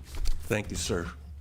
further proponent testimony. We were about 11 and a half minutes. Mr. Chairman, members of the committee, my name is Ian Fury, unborn child advocate for Governor Larry Roden. The governor is fully in support of this bill, but I'd ask you to turn it to online testimony from Dr. Glenn Ritter with the Alpha Center to share the stories of moms who have experienced complications from these pills. Okay, we will go to online at the request of the governor's office. Is that okay with the prime? Yes. Okay, we'll go to online testimony. Dr. Ritter, please proceed. Can you hear me? Yes, please introduce yourself and proceed. Yes. Thank you, members of the committee, for this opportunity to testify in favor of House Bill 1274. I am Dr. Glenn Ritter, family practice physician with 40 years experience. I'm also representing not only myself, but Alpha Center as a pro bono medical director since it became medical in the 1990s. And I've been privileged to work with a lot of these women and know them face to face. And I've never witnessed one of them in their past medical history that was proud of the fact of an abortion. And they find that many of these women were convinced superficially that abortion was necessary, only to discover later, after the fact, that they weren't given all the information. They weren't given the help as physical, psychological, or spiritual ill effects that can last a lifetime, even if it may shorten the woman's life. I mean, in fact, they were denied the opportunity for truly informed consent, and that requires the direct intervention of a provider that Representative Hughes talked about. And this informed consent is deemed legally and ethically sound in the medical practice in every other origin since the origin of the Hippocratic Oath that says, above all, do no harm. In past years, the oath has been removed or watered down so much that we've become a medical community of concierge medicine. At Alpha Center, I've witnessed women coming in with pills that did not understand how to take them after allowing her to get sound medical information from providers there at the Pregnancy Help Center and the true options and other medicines and the actual effects of these medicines. These women would leave the pills with us to be destroyed and decide to carry the baby to term. We've had some women with prolonged cramping and bleeding, often heavy bleeding for a month or more after this self-induced or self-administered abortion. And they come to us to get help because wherever they got the pills gave her no recourse for any or offered any help at all. As a matter of fact, they were actually found that these patients were told to falsify the story if they tell the medical community anything, then tell them that she was miscarrying and not having an abortion. Or worse yet, don't tell anyone. Don't go to the provider unless you're really bleeding badly or cramping badly. So proper medical care cannot be administered with falsified history, placing the woman in even more danger of severe, even deadly ill effects. We have sent them directly on to their primary care provider if they weren't in definite discomfort, or to the emergency room in those that were in big problems to evaluate this incomplete abortion that can become life-threatening to the woman. And we've had women that we didn't actually meet. The grandmother of the pregnancy actually called us and said, well, my daughter just told me she had a medical abortion and she has the fetus. She doesn't know what to do with it. And she's been holding this fetus close to her for the last couple of days, not being able to do anything else because she has no direction. Ladies and gentlemen of this committee, yes, I'm just about done. Okay, thank you. This is not the care that any human being deserves. Good care requires direct contact as soon as an issue presents. If there's an unexpected pregnancy, all parties, born and preborn, deserve the best care directed personally by compassionate providers. Please vote in support of House Bill 1274. Thank you for your time. Thank you, Dr. Ryder. So we are well over the time, so I'm just going to allow me to, so if you want to get on the record as being in support. Go ahead. Good morning, Mr. Chair and committee members. Dale Barcher, registered lobbyist with South Dakota Right to Life, and we do rise in support. In closing, just let me say that we have a handout me here. too. There's a handout here that will explain the dangers of this chemical We're abortion just pill. taking Me Thank you. Too's right now. And if you'd like to, please line up so that we can conclude the Me Too's quickly. Good morning, Mr. Chairman, members of the committee. Michael Pauly with the South Dakota Catholic Conference. Me Too. Thank you, Mr. Pauly. Lisa Gennaro with Concerned Women for America, LAC, Me Too. Thank you. Good morning, Don Hager, registered lobbyist on behalf of Family Voice this morning. Me Too. Thank you. Further proponent testimony? Seeing none, we will go to opponent testimony, and we will give you 17 minutes, as that's what the proponents wound up taking. Welcome, Mr. Bell. Thank you, Mr. Chairman, members of the committee. My name is Justin Bell. I'm a registered lobbyist for the South Dakota State Medical Association. I'm an attorney from Fort Pierre. I have a couple handouts, if I could have Paige take those. Appreciate your time this morning and appreciate the goals that are presented by the proponents of this legislation. However, I think this bill has a significant amount of unintended consequences with it as to how it was drafted. I think the fact that we were drafting it during committees in both the House side on the day before crossover day and now goes to show the issues that relate to this. And I think the last minute, or maybe I should say last second amendment that was dropped has even more consequences to it than one might realize by looking at it. And so, but before I go too far, I want to start with what exactly we're dealing with. And I think it's fair that Representative Hughes said this, that if we're here talking about mifepristone and misoprostol, there are significant medical uses for those drugs that do not relate to abortions, a lot of them. And there is a physician who's going to talk about that. That's not me, but I could give you the list. I'm going to let her do that as relates to this. My clients have significant concerns that this bill is going to go way beyond the scope of what it's trying to do. The goal of this is to prevent people from shipping abortion bills directly to individuals who are going to take them. Okay, I understand that. Our concern is that when people ship these drugs to people, they don't ask why. If you're a manufacturer of equipment or of misoprostol or of mifepristone, it's an FDA-approved drug. They just ship it as relates to it. But with this legislation, now you're putting substantial criminal and civil liability to anyone who ships in any of these drugs for an abortion, but they don't ask. And so there's a real risk that people are just going to stop shipping those drugs into South Dakota as it relates to this, whether it's for unlawful use of an abortion or for the use of an abortion. Now that's a relatively easy fix as it relates to this. And there's one of the handouts I have that's in red. It just says that essentially it exempts shipments to healthcare facilities and healthcare providers. That doesn't mean that they can do an abortion. Okay, because there's a separate statute that we're going to talk about in a second that says that they can't do an abortion. That's 5.1 in that chapter. So it wouldn't authorize them to use it for an abortive use. It would just say that we're not going to prosecute them for this chapter for receiving those medications and those procedures. You know, I talked to the sponsors. I said, look, if this, on the original bill, if this gets added to it, we'll withdraw our opposition as it relates to it. There may be some other concerns, but this is our primary concern as it relates to it. That offer was rejected, but we're asking that this committee consider that to just make sure, to make crystal clear that our healthcare providers in the state are still able to get access to what are really miracle drugs. If you look at in the history of both of them, for the uses that are outside of the abortive uses that were talked about.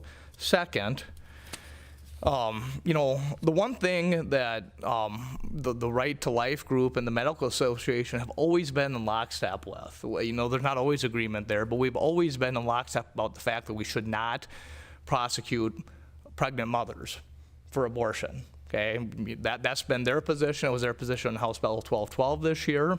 It's been their position in the past, and it's always been our position too that we don't criminalize patients for seeking medical care as it relates to it.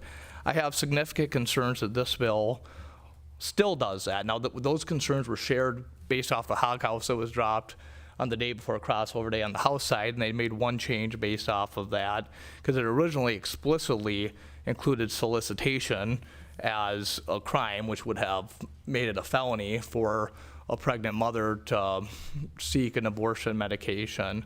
It switched it to advertise in the legislation. But even with that, without making a change to the current law that we have, someone could still potentially be charged under, and the other handout I had to you is Chapter 22-4A, the solicitation chapter in code. It specifically allows for someone to be charged for solicitation if you ask someone else to commit a crime. Okay, so if you're a pregnant mother, you go to an out-of-state physician, ask for abortion medication or anyone else, and it gets shipped to you, that would, by the direct language of the solicitation chapter here, that would be a Class 1 misdemeanor. We oppose doing that. There's a relatively easy fix to that. And that is by amending 22-17 5.2 to just make clear that we're not going to charge people, pregnant mothers, which is already in there, and for the current law, we're not going to charge them pursuant to this act. Okay, that would solve that concern. There's a relatively easy fix to that if you want to fix it. I'm not sure that the proponents do want to fix that as it relates to this. Third thing is the amendment that was just added today that changes the word pregnant mother in a completely different statute as the 22-17 5.1 to person. The stated reason for that was because we need to make it consistent with 1257. That's not true. I'm not saying that was intentionally not true, but if you look at 1257, that language was not changed. The bill that you passed then said pregnant mother in it. It did not say person in it as relates to this. But what I will tell you is that change significantly impacts the exact concerns I was talking about when we testified on 1257. We no longer have to have a pregnancy for someone to be charged with an abortion as relates to it. So we've defined an abortion for anything that involves non-pregnancy practices, and now we've changed the definition in the statute to remove it being a pregnant person who is there. I think there's significant impacts to birth control and other medical procedures that would apply to this. And maybe that's a discussion worth having. But what I don't think is fair is from the second chamber and the second house to post an amendment during the hearing that we're talking about that makes it substantial. I mean, this is maybe one of the biggest changes in our abortion laws that we've had in years, and we're doing it without it being posted originally and being done on the day of a committee hearing. I also would tell you, I think that the title is now wrong because you have a significantly different bill and it doesn't make any impacts as relates to that as well. With that, I mean, I'm not necessarily asking you to amend all this stuff. You could fix that amendment, by the way. If you want to fix that change, you could go back and adopt the amendment that I asked you to put on 1257 2 days ago. But I think the real story about all this is that we need more time to look at this. We've changed it every step of the way at this point in time. I think maybe the Attorney General's litigating this right now. It's in the middle of litigation. Let's let that continue and see where that ends up. And then if they want to bring a bill next year, they can do that. But at this time, we would ask you to defer it to the 41st day. Thank you for your time. Thank you. At this time, it's my understanding that the opponents would like to go to Dr. Emma Bai online. I would just let you know that we're at 8.5 minutes on our way to 17. So Dr. Bai, if you're ready to testify, please unmute yourself and introduce yourself and proceed. Okay, can you hear me? We can hear you. Awesome, thank you. Thank you for the opportunity to remotely discuss and oppose House Bill 1274.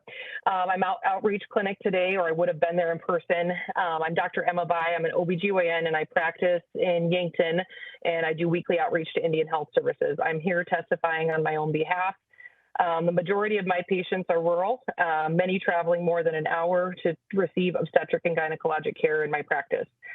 I'm here taking the time while I'm in a busy outreach clinic because I feel that this bill is very important and will have long-lasting consequences and negatively impact women's health across our state, further limiting our ability to care for our patients. This bill was intended and written to prevent the mailing and distribution of mifepristone, Mifeprex, or Cytotec as the common name, or misoprostol, to South Dakota women for abortion care.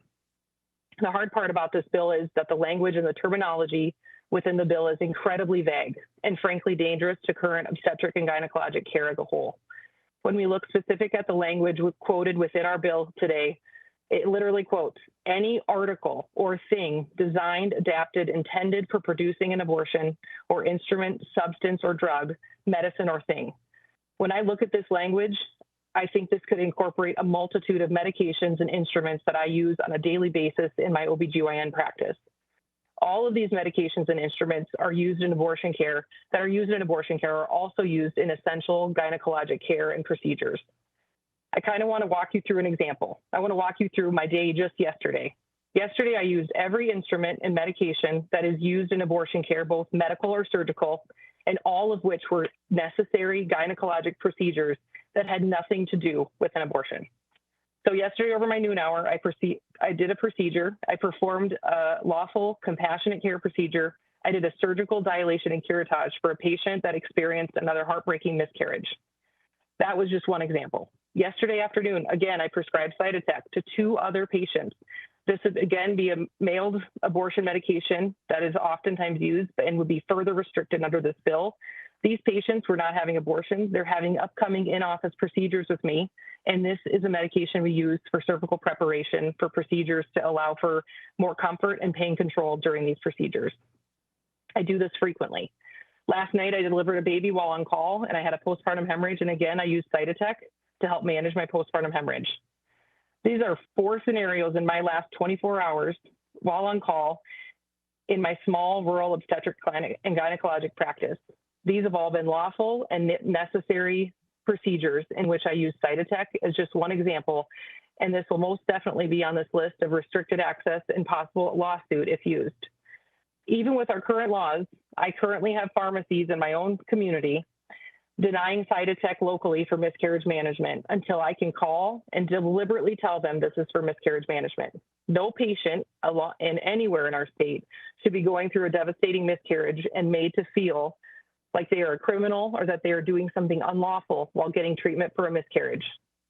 Unfortunately, if this bill should pass, there will be even more misunderstanding and misinformation. Physicians, OBGYNs, family practice providers across the state, our nurse midwives, nurse practitioners, physician's assistants, pharmacists will all be scared and nervous about the ramifications and the language used in this bill. If they prescribe, or even if it's for a lawful and needed procedure or management, that they will be wrongly accused of about to engage in a violation. That is literally directly quoted from this bill, resulting in possible lawsuit from the Attorney General.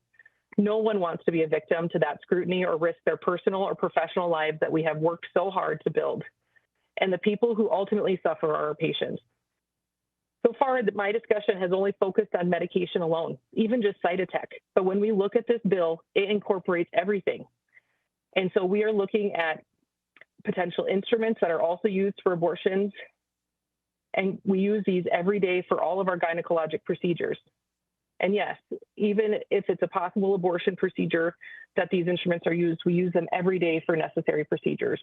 Further limitations by this bill will make it increasingly difficult to even access or have manufacturers be willing to even ship us needed instruments and medical equipment for fear of retribution. We already have a women's healthcare desert across our state in every corner. I'm living in one and I'm filling the need, but this is getting increasingly difficult to do. When we have these healthcare deserts and we have these restrictive laws and we further criminalize our providers, the ability to recruit women's health providers to South Dakota is dismal. We have not been able to recruit the providers that we need. This bill further risks restricting access and recruitment of qualified physicians and providers to our state to provide essential gynecologic and obstetrical care to our women of South Dakota. I urge you to please consider all of these points, all of these challenges, in all of the gray area. Do not vote for an abortion bill just to vote for another abortion bill to appease party lines, because there are women on the other side of this that are impacted each and every day. Again, this is a bill that will have devastating, long-lasting consequences and negatively impact women's health across our state for years to come. Okay. Thank you for your time. Thank you. We are at 14 and a half minutes, and we'll continue with opponent testimony. Is there any other opponent testimony on House Bill 1274?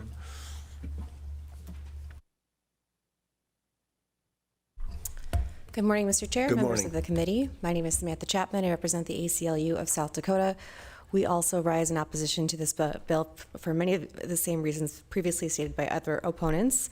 I'd just like to add a little bit about the privacy piece and implications that this bill carries. So this bill invites further investigations of both providers and patients into pregnancy outcomes.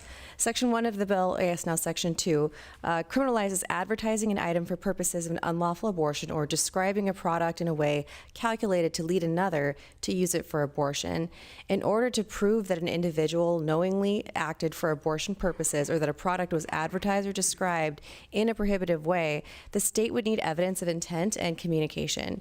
That almost inevitably means reviewing emails, monitoring text messages, subpoenaing social media posts, examining website metadata and search keywords, and combing through financial transactions. The passage of HB 1274 will weaponize pregnancy outcomes into law enforcement access into private conversations and online health transactions. Over the past 30 years, the South Dakota State Legislature has introduced 88 roughly pieces of legislation targeting abortion, including several specifically targeting healthcare providers. The state has passed laws that require medically unnecessary burdens, such as a 72-hour waiting period that does not include weekends or holidays, extensive and medically unnecessary reporting Ms. Chapman, requirements. could you keep your testimony to this bill, not a history of what the legislature's done? Sure. Sorry, Mr. Chair. Essentially, we have more than 100 statutes already on the books governing abortion. This adds yet another one. Abortion is already nearly completely banned in our state, putting life-saving care out of reach for a lot of South Dakotans. And this is a continuation of that political trajectory. So for those reasons, we ask you to vote no. Thank you. Is there any further opponent testimony? We are just about to 17 minutes. If there's any Me Too's, I would allow them. Seeing none, we'll close opponent testimony and go to rebuttal. And ask that you please keep it sharp and be respectful of the time. We still have some other items to take up today. Thank you, Mr. Chair, members of the committee. The amendment that we made supersedes HB 1257. That's the word from the Code Commission Council. So when you accept this amendment and you pass this bill, you're superseding the definition of pregnant woman, as I believe Mr. Bell said. That's kind of a red herring among many others. I don't know if any of you have had personally a miscarriage or your spouse has had a miscarriage. We've had two. To have gone through those experiences without medical management, to me, would be unthinkable. I know what it's like to pass a human fetus in my home, okay? This is absurd that we are putting women in this unmedically supervised condition. It shocks me. My wife had placenta previa late in our second pregnancy, and we went to the doctor. She was hemorrhaging heavily, and the doctor, who had delivered 10,000 babies in South Dakota and was a legendary OBGYN, said, "This is bad. Admit yourself, DNC. We're going to go in and do this." And we said, can we do an ultrasound first? And he said, well, I don't know why. This is really bad. It's really bad. So we basically begged him to do an ultrasound. And our second son is now 36 years old and a lawyer and the father of 3, all because of this idea that medicine is sort of something where you just hand out these drugs and you just remove the problem. We had 4.5 years of infertility before that happened. Can you imagine that? Can you imagine that? And then my wife didn't get ROGAM for 2 times. I mean, this idea that we have this pristine, medical care that is, heroically saving us it's kind of absurd. We're talking about gas stations. We're talking about advertising abortion pills on gas pumps. Is that what we want? Look, a truckload of lumber is illegal if it's shipped into South Dakota for the purpose of beating people to death. There is literally anything that you can ship into South Dakota that is lawful that becomes unlawful when it's for a criminal purpose. The same is with dynamite. And so I don't understand what unlawful is so difficult for the opponents of this legislation to understand. When you ship these medications into South Dakota for purposes of an unlawful abortion, at the time, it's a crime. I don't understand. I mean, if you want to buy into red herring straw man arguments, you've certainly heard them. This is a law enforcement bill to protect our women and frankly, the men too in this state, to not be victims of this reckless conduct for commercial profit. This isn't health care. This is profiteering. And it's also psychologically devastating. There's at least 1 or 2 studies that when women use abortion pills, the incidence of emergency visits increases dramatically. Dr. Ritter is cleaning up after the Mayday medical people when they send these pills into South Dakota for profit and they aren't caring for the people. The good doctor from Yankton, God bless you. I wish my daughter or granddaughter could have you to provide care. But the idea that people that are following the law are chilled under threat of criminal prosecution, I think that's something you should maybe see a health care provider for, because to me, that's paranoia. We are talking about laws. Just laws. Law-abiding people, law-abiding healthcare providers have nothing to fear from this bill. I urge you not to buy in to all of these straw man arguments and pass this legislation. Thank you. Thank you. At this time, we will move to committee questions. Are there any questions from members of the committee? Senator Larson.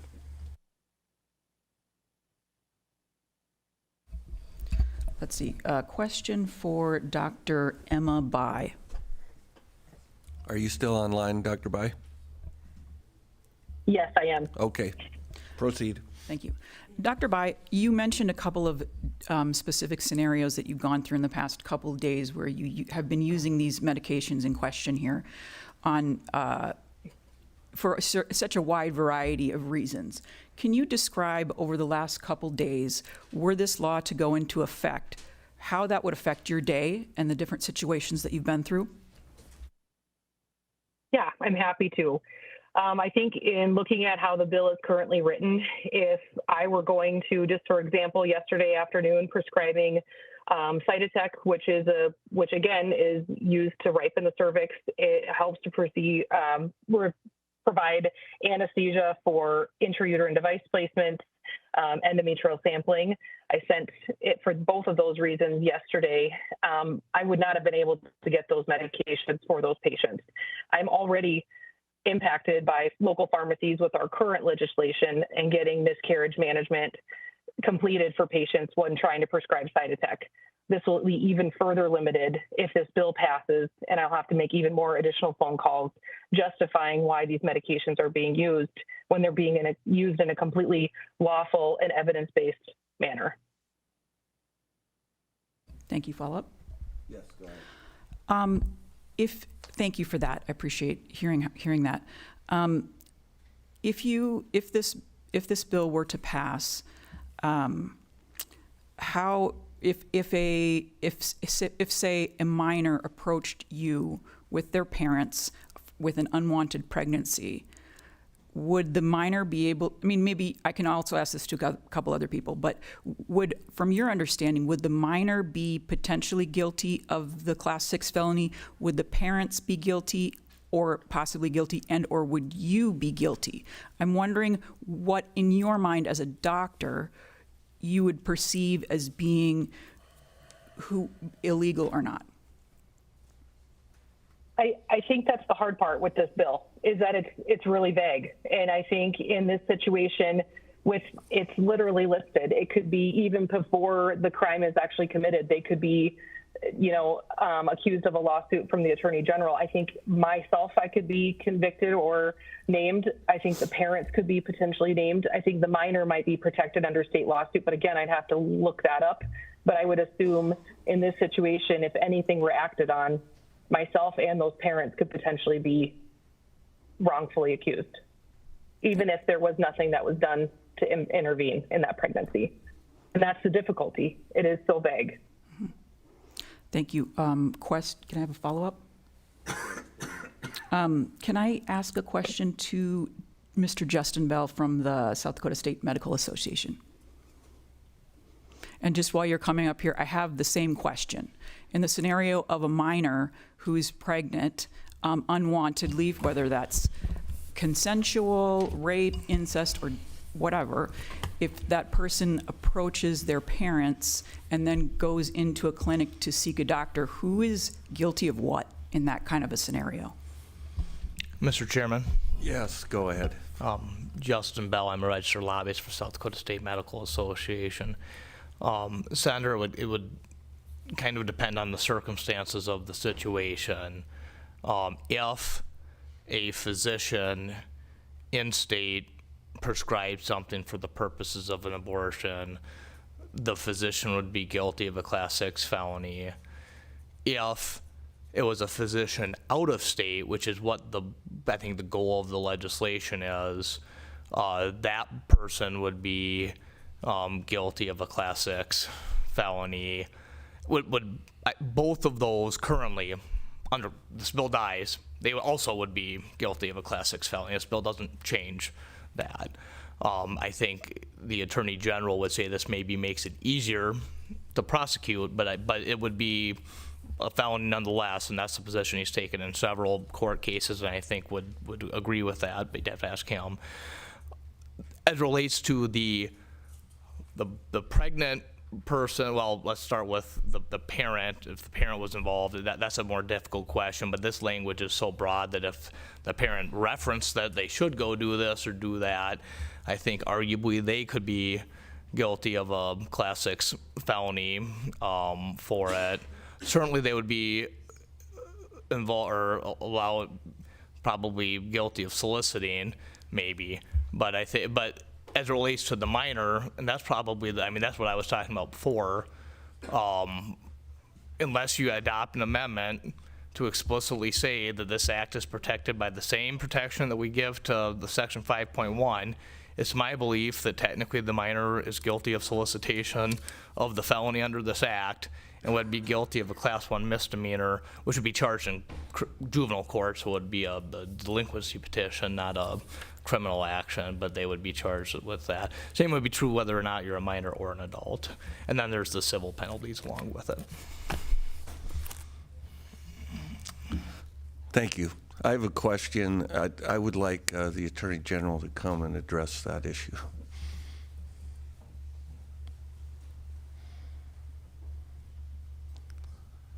Do you need to have that scenario repeated to you? Thank you, Mr. Chairman. Marty Jackley, South Dakota Attorney General. How about I answer it, and if there's more questions, I can try to achieve those. Perfect. Thank you, sir. I respectfully disagree with their criminal analysis of that for a couple of reasons. One of the significant ones, if you look at the proposed statute, it says purposes of an unlawful abortion. So the conversation about miscarriages, the conversations about lawful abortions, life of the mother, the trigger, that wouldn't apply to any of that. And then I think the other thing that disposes, including the minor example, would be there's a variety of reasons that wouldn't be prosecuted, but if you look at the language of the bill, no person may knowingly dispense. That minor is not dispensing anything. Parents aren't dispensing anything. Distribute. They're not doing that. Sell. They're not doing that. Advertise. They're not doing that. Now, a physician, if they were engaged in an unlawful abortion, there's that would be a problem for them. And frankly, if it is an unlawful abortion, it should be. The other thing that dispenses some of these arguments is the other section that says that the pregnant woman can't be prosecuted. So there's a variety of reasons why those prosecutions wouldn't happen. When it comes to solicitation, I know that's been discussed. I don't know if that was really part of that question, but I would just point out that the intent under solicitation, it's a specific intent. The solicitor must have the specific intent to promote or facilitate the commission of the crime. That's not occurring. In fact, the solicitation issue came up in a courtroom in New York under Mayday, where I made the argument that Mayday, by its advertisements and their conduct, could fit within criminal solicitation. So that's Mayday that's doing the advertisement, not the female or the boyfriend that's ordering the pills. That's Mayday. And the court and I had a disagreement on that, and it goes to that specific intent. So if Mayday isn't committing criminal solicitation, there's no way a viable argument could be made that a pregnant female or somebody else is guilty of solicitation. It simply doesn't fit criminal solicitation, and that's why Mayday hasn't been charged with criminal solicitation. It doesn't fit necessarily the elements of what you've required. So I just would encourage you, with respect to all of those scenarios and arguments, go back and look at the definitions. For an unlawful abortion: knowingly dispense, distribute, sell, or advertise. Now, if you inserted the language use, I would give you a different legal opinion on all this, but use is not in that definition. And Mr. Chairman, I certainly make myself available for further questions at the appropriate time. Thank you. Any further questions from the committee? Senator Perry. Thank you, Mr. Chair. I think my question is going to be directed to the governor's office. Ian Fury. A statement's been made that abortion pills are safe. And, in this hearing, I'd just like to have you talk to me about the studies that have been out there. Is this true or is this false? Mr. Chairman, that claim has been made. I've heard the claim made that they're safer than Tylenol. It's absolutely not true. Dr. Ritter has shared stories of women coming into their clinic with complications from taking these pills. I'll read you one study. This is a quote: "Based on the data available, there is significant evidence that the ER visitation rate due to complications from induced abortion increased after the FDA stopped enforcing the in-person dispensing requirement for mifepristone." So previously, the FDA had required that these pills be dispensed in person. Under the previous federal administration, that requirement was removed, and since then, the ER incidence from taking mifepristone has skyrocketed. Because of this, Secretary Robert F. Kennedy Jr. and the FDA under his leadership are reviewing potentially reinstating that in-person dispensing requirement. I hope that answers your question. Any further questions from the committee? Seeing none, we'll move to committee discussion and/or action.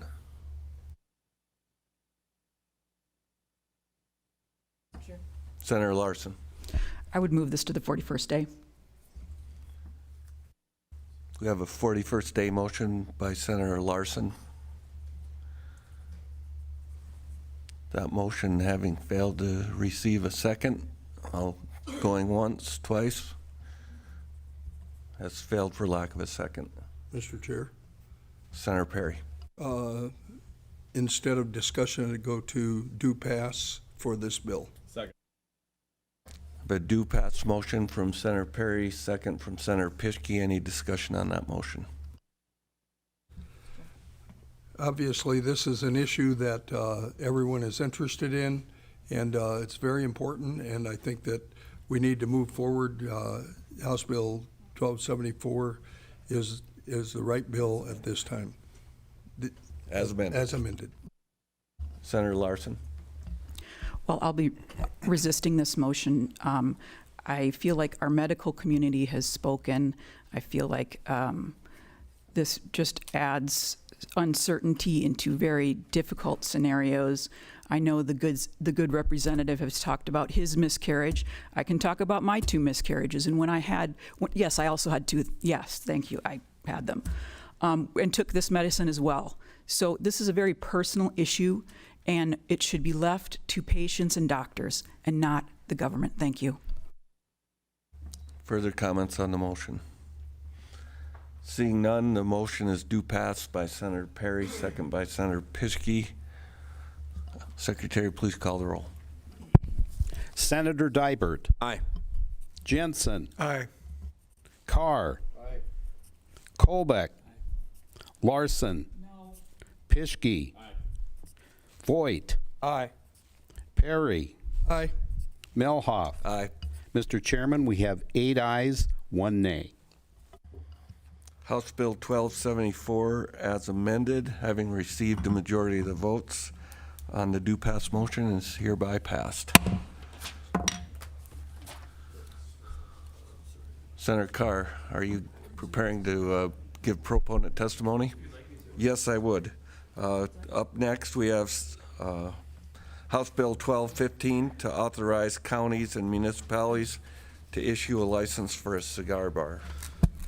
Mr. Chair, members of State Affairs Committee, thank you for having me in front of you today. Senator Chris Carr, District 11. I have an amendment. It's 1215F as in Frank.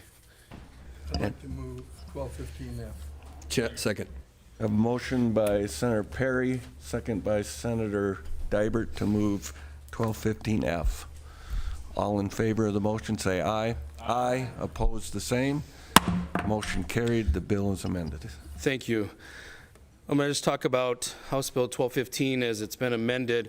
It authorizes the counties and municipalities to issue licenses for cigar bars within their jurisdictions and establish a clear framework for how these establishments may operate.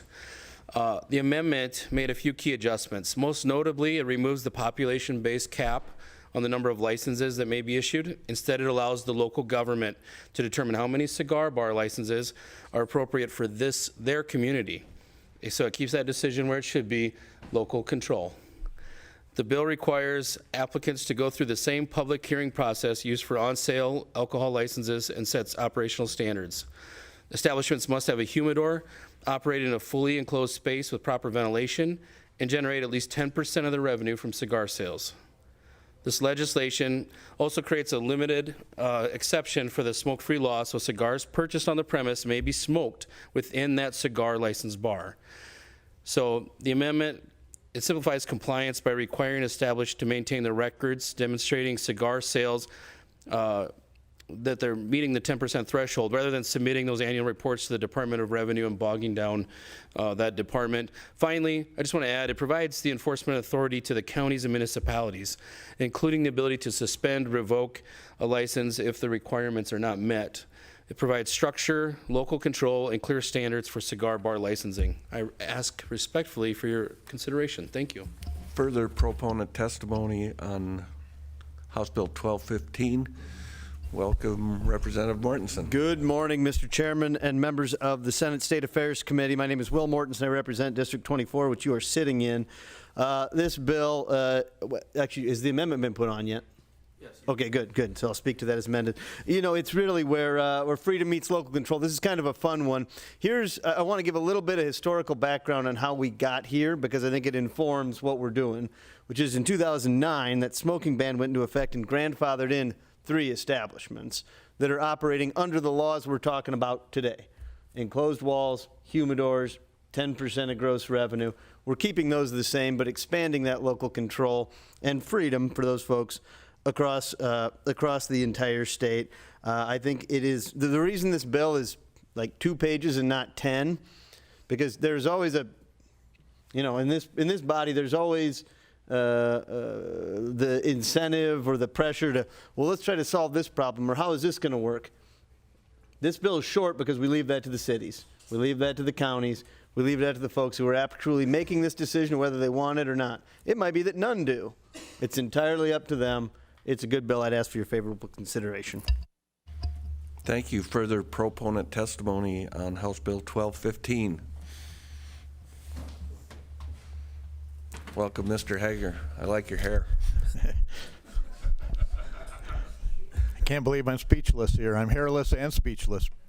Don Hager, I am the registered lobbyist on behalf of Cigars USA, and in the interest of time, I'm going to be very brief. I'm not going to repeat the explanation of the bill by Senator Carr and the comments by Representative Mortensen.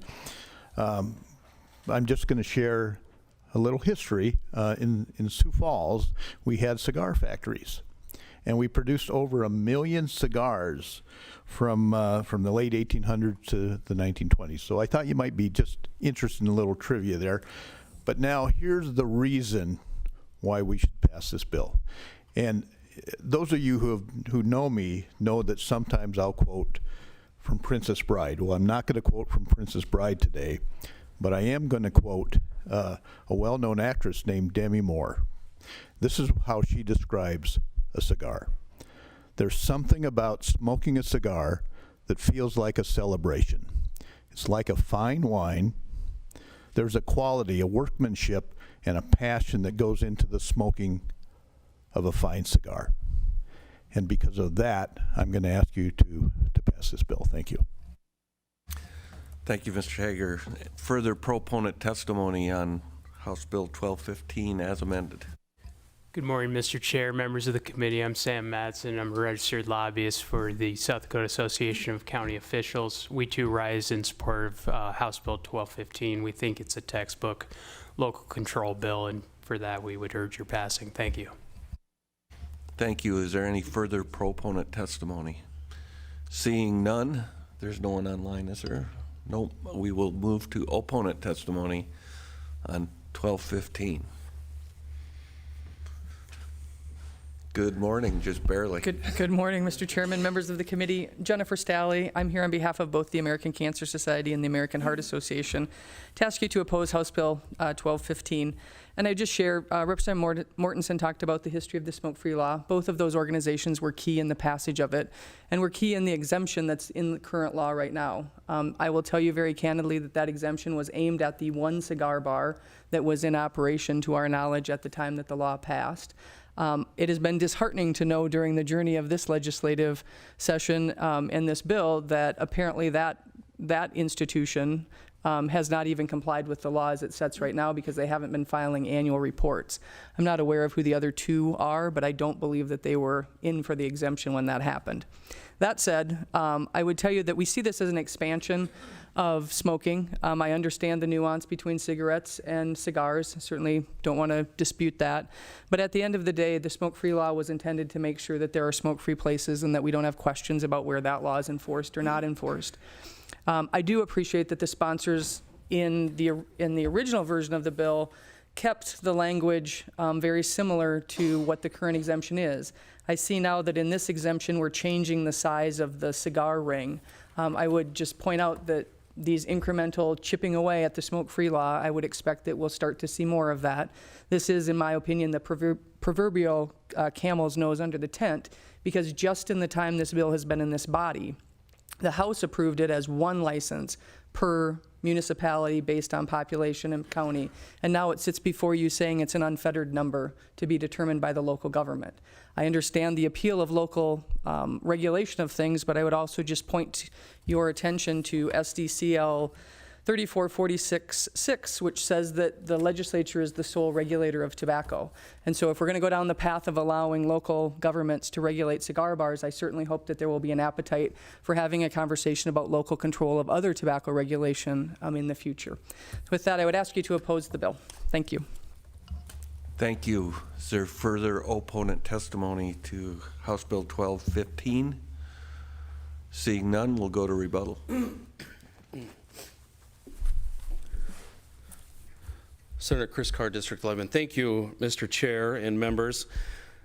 I touched on the bill and what it does, but I want to also just talk about the social aspect of cigars and these cigar lounges. It's an adult place where individuals can get together, an establishment for those that want to go out and socialize, but at a certain point, you go to some of these establishments and everybody there is 20 years younger than you, and it's a different environment. These are places you can actually sit down, enjoy a good cigar, have an adult conversation. They're very unique. This requires professional air handling. I've been to several cigar lounges across the country. Some of them, I think my clothes come out smelling better than when I went in. They're very impressive air handling. I know there's some concerns that were raised. I think we addressed some of those concerns, keeping it to just the cigars. It's very clear that this only applies to cigars. Why the ring change? There's a lot of cigars that are smaller than 40 that are very popular. The Pantella is one of those that's a longer, skinnier cigar. It's about a 32 ring gauge. There's many gauges. I also would wonder if we went into some of the current establishments if they are complying with the 40 and over ring gauge. It's an arbitrary number that was set. It needs to be adjusted for the reality of cigar smoking in cigar lounges. I'll stand by for questions. Thank you. Any questions from the committee? Senator Colbeck. Mr. Chairman, so these are going to be separate establishments. They would have to go through a whole nother process if they wanted to serve alcohol at these, or is this not intended to be an alcohol plus a cigar bar? Mr. Chair. Yes, go ahead. Can I phone a friend? Yes. Mr. Mortensen, Representative Mortensen, I apologize. I want to give you the wrong answer, but I know that Representative Mortensen worked on the legal language. Yep. Mr. Chairman, Will Mortensen, District 24. So this doesn't change anything about anybody's eligibility to get a beer and wine license, a liquor license, whether on or off sale. One of the requirements that is mirrored, though, to what the prior exemption was that in order to be eligible to be a cigar bar, you already have to have either a beer and wine license or a liquor license, meaning these aren't going to be places where people under 21 are anyway. That's why I think why they did it back in 2009. I think it's why it's still appropriate today. Follow up, yeah, go ahead. So that would alleviate the worry of minors or anybody coming in. We do have, because there's, they'd have to be serving food, or can you elaborate on that too? Mr. Chair? Yes, go ahead. They do not. They do not. Nope. Like I say, the way it was crafted in 09 is what we're still doing today, which is this is for bars. Further questions? Seeing no questions, we will close questions and go to committee discussion and/or action. Senator Colbeck. Yep, I'll move to pass HB 1215 as amended. We have a motion by Senator Colbeck, second by Senator Pischke. Do pass. Comments on the motion? Yeah, I get what this is going at, and I do understand the concerns of the American Heart Association. However, I think that this is in a pretty tight box, so I'm comfortable with it. Any further comments on the motion? Mr. Chair. Senator Pischke. Thank you, Mr. Chair. Well, I do have some concerns about some of these adult conversations that might be happening in these cigar bars. And I do have some concern about how bad the prime sponsor's clothes smelled before going into the cigar bar.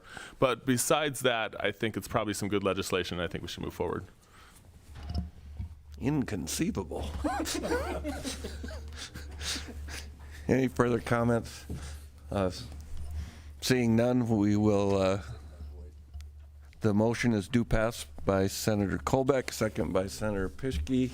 Secretary, please call the roll. Senator Dybert. Aye. Jensen. Aye. Carr. Aye. Colbeck. Aye. Larson. Pischke. Aye. Voigt. Aye. Perry. A weak aye. Melhoff. A strong aye. Mr. Chairman, we have 6 regular ayes, 1 weak aye, 1 strong aye, and 1 nay. Inconceivable. The due pass motion having received a majority of the votes, House Bill 1215 as amended will go to the floor with a due pass recommendation. So at this time, we have 2 more items to address. One is HB 1302. We do not have anybody signed up as a proponent or opponent, so we will go to discussion and/or action? Mr. Chair, I would move due pass HB 1302. Second. We have a due pass motion from Senator Colbeck, second from Senator Dibert. Any discussion? Seeing none, I will ask the secretary to please call the roll. Senator Dibert. Aye. Jensen. Aye. Carr. Aye. Colbeck. Aye. Larson. Pischke. Voigt. Perry. Aye. Melhoff. Aye. Mr. Chairman, we have 9 ayes, no nays. House Bill 1302, having received a unanimous vote, will go to the floor with a due pass motion. Next up, we have House Bill 1303. Again, nobody has signed up. Motion to approve. Due pass HB 1303. Second. We have a motion by Senator Perry, second by Senator Dibert. Did anybody have any discussion on that? I just want the future success and development of South Dakota. I appreciate that.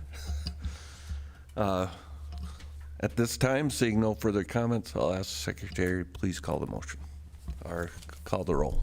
Senator Dibert. Aye. Jensen. Aye. Carr. Colbeck. Larson. Pischke. Voigt. Perry. Aye. Melhoff. Aye. Mr. Chairman, we have 9 ayes, no nays.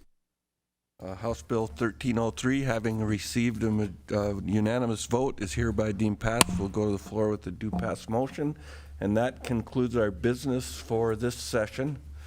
So at this time, I would like to thank our staff and our intern, who is technically our staff, and all the members of the committee for helping to make it a reasonably orderly process this year. So it's great working with you, and we'll see you down on the floor.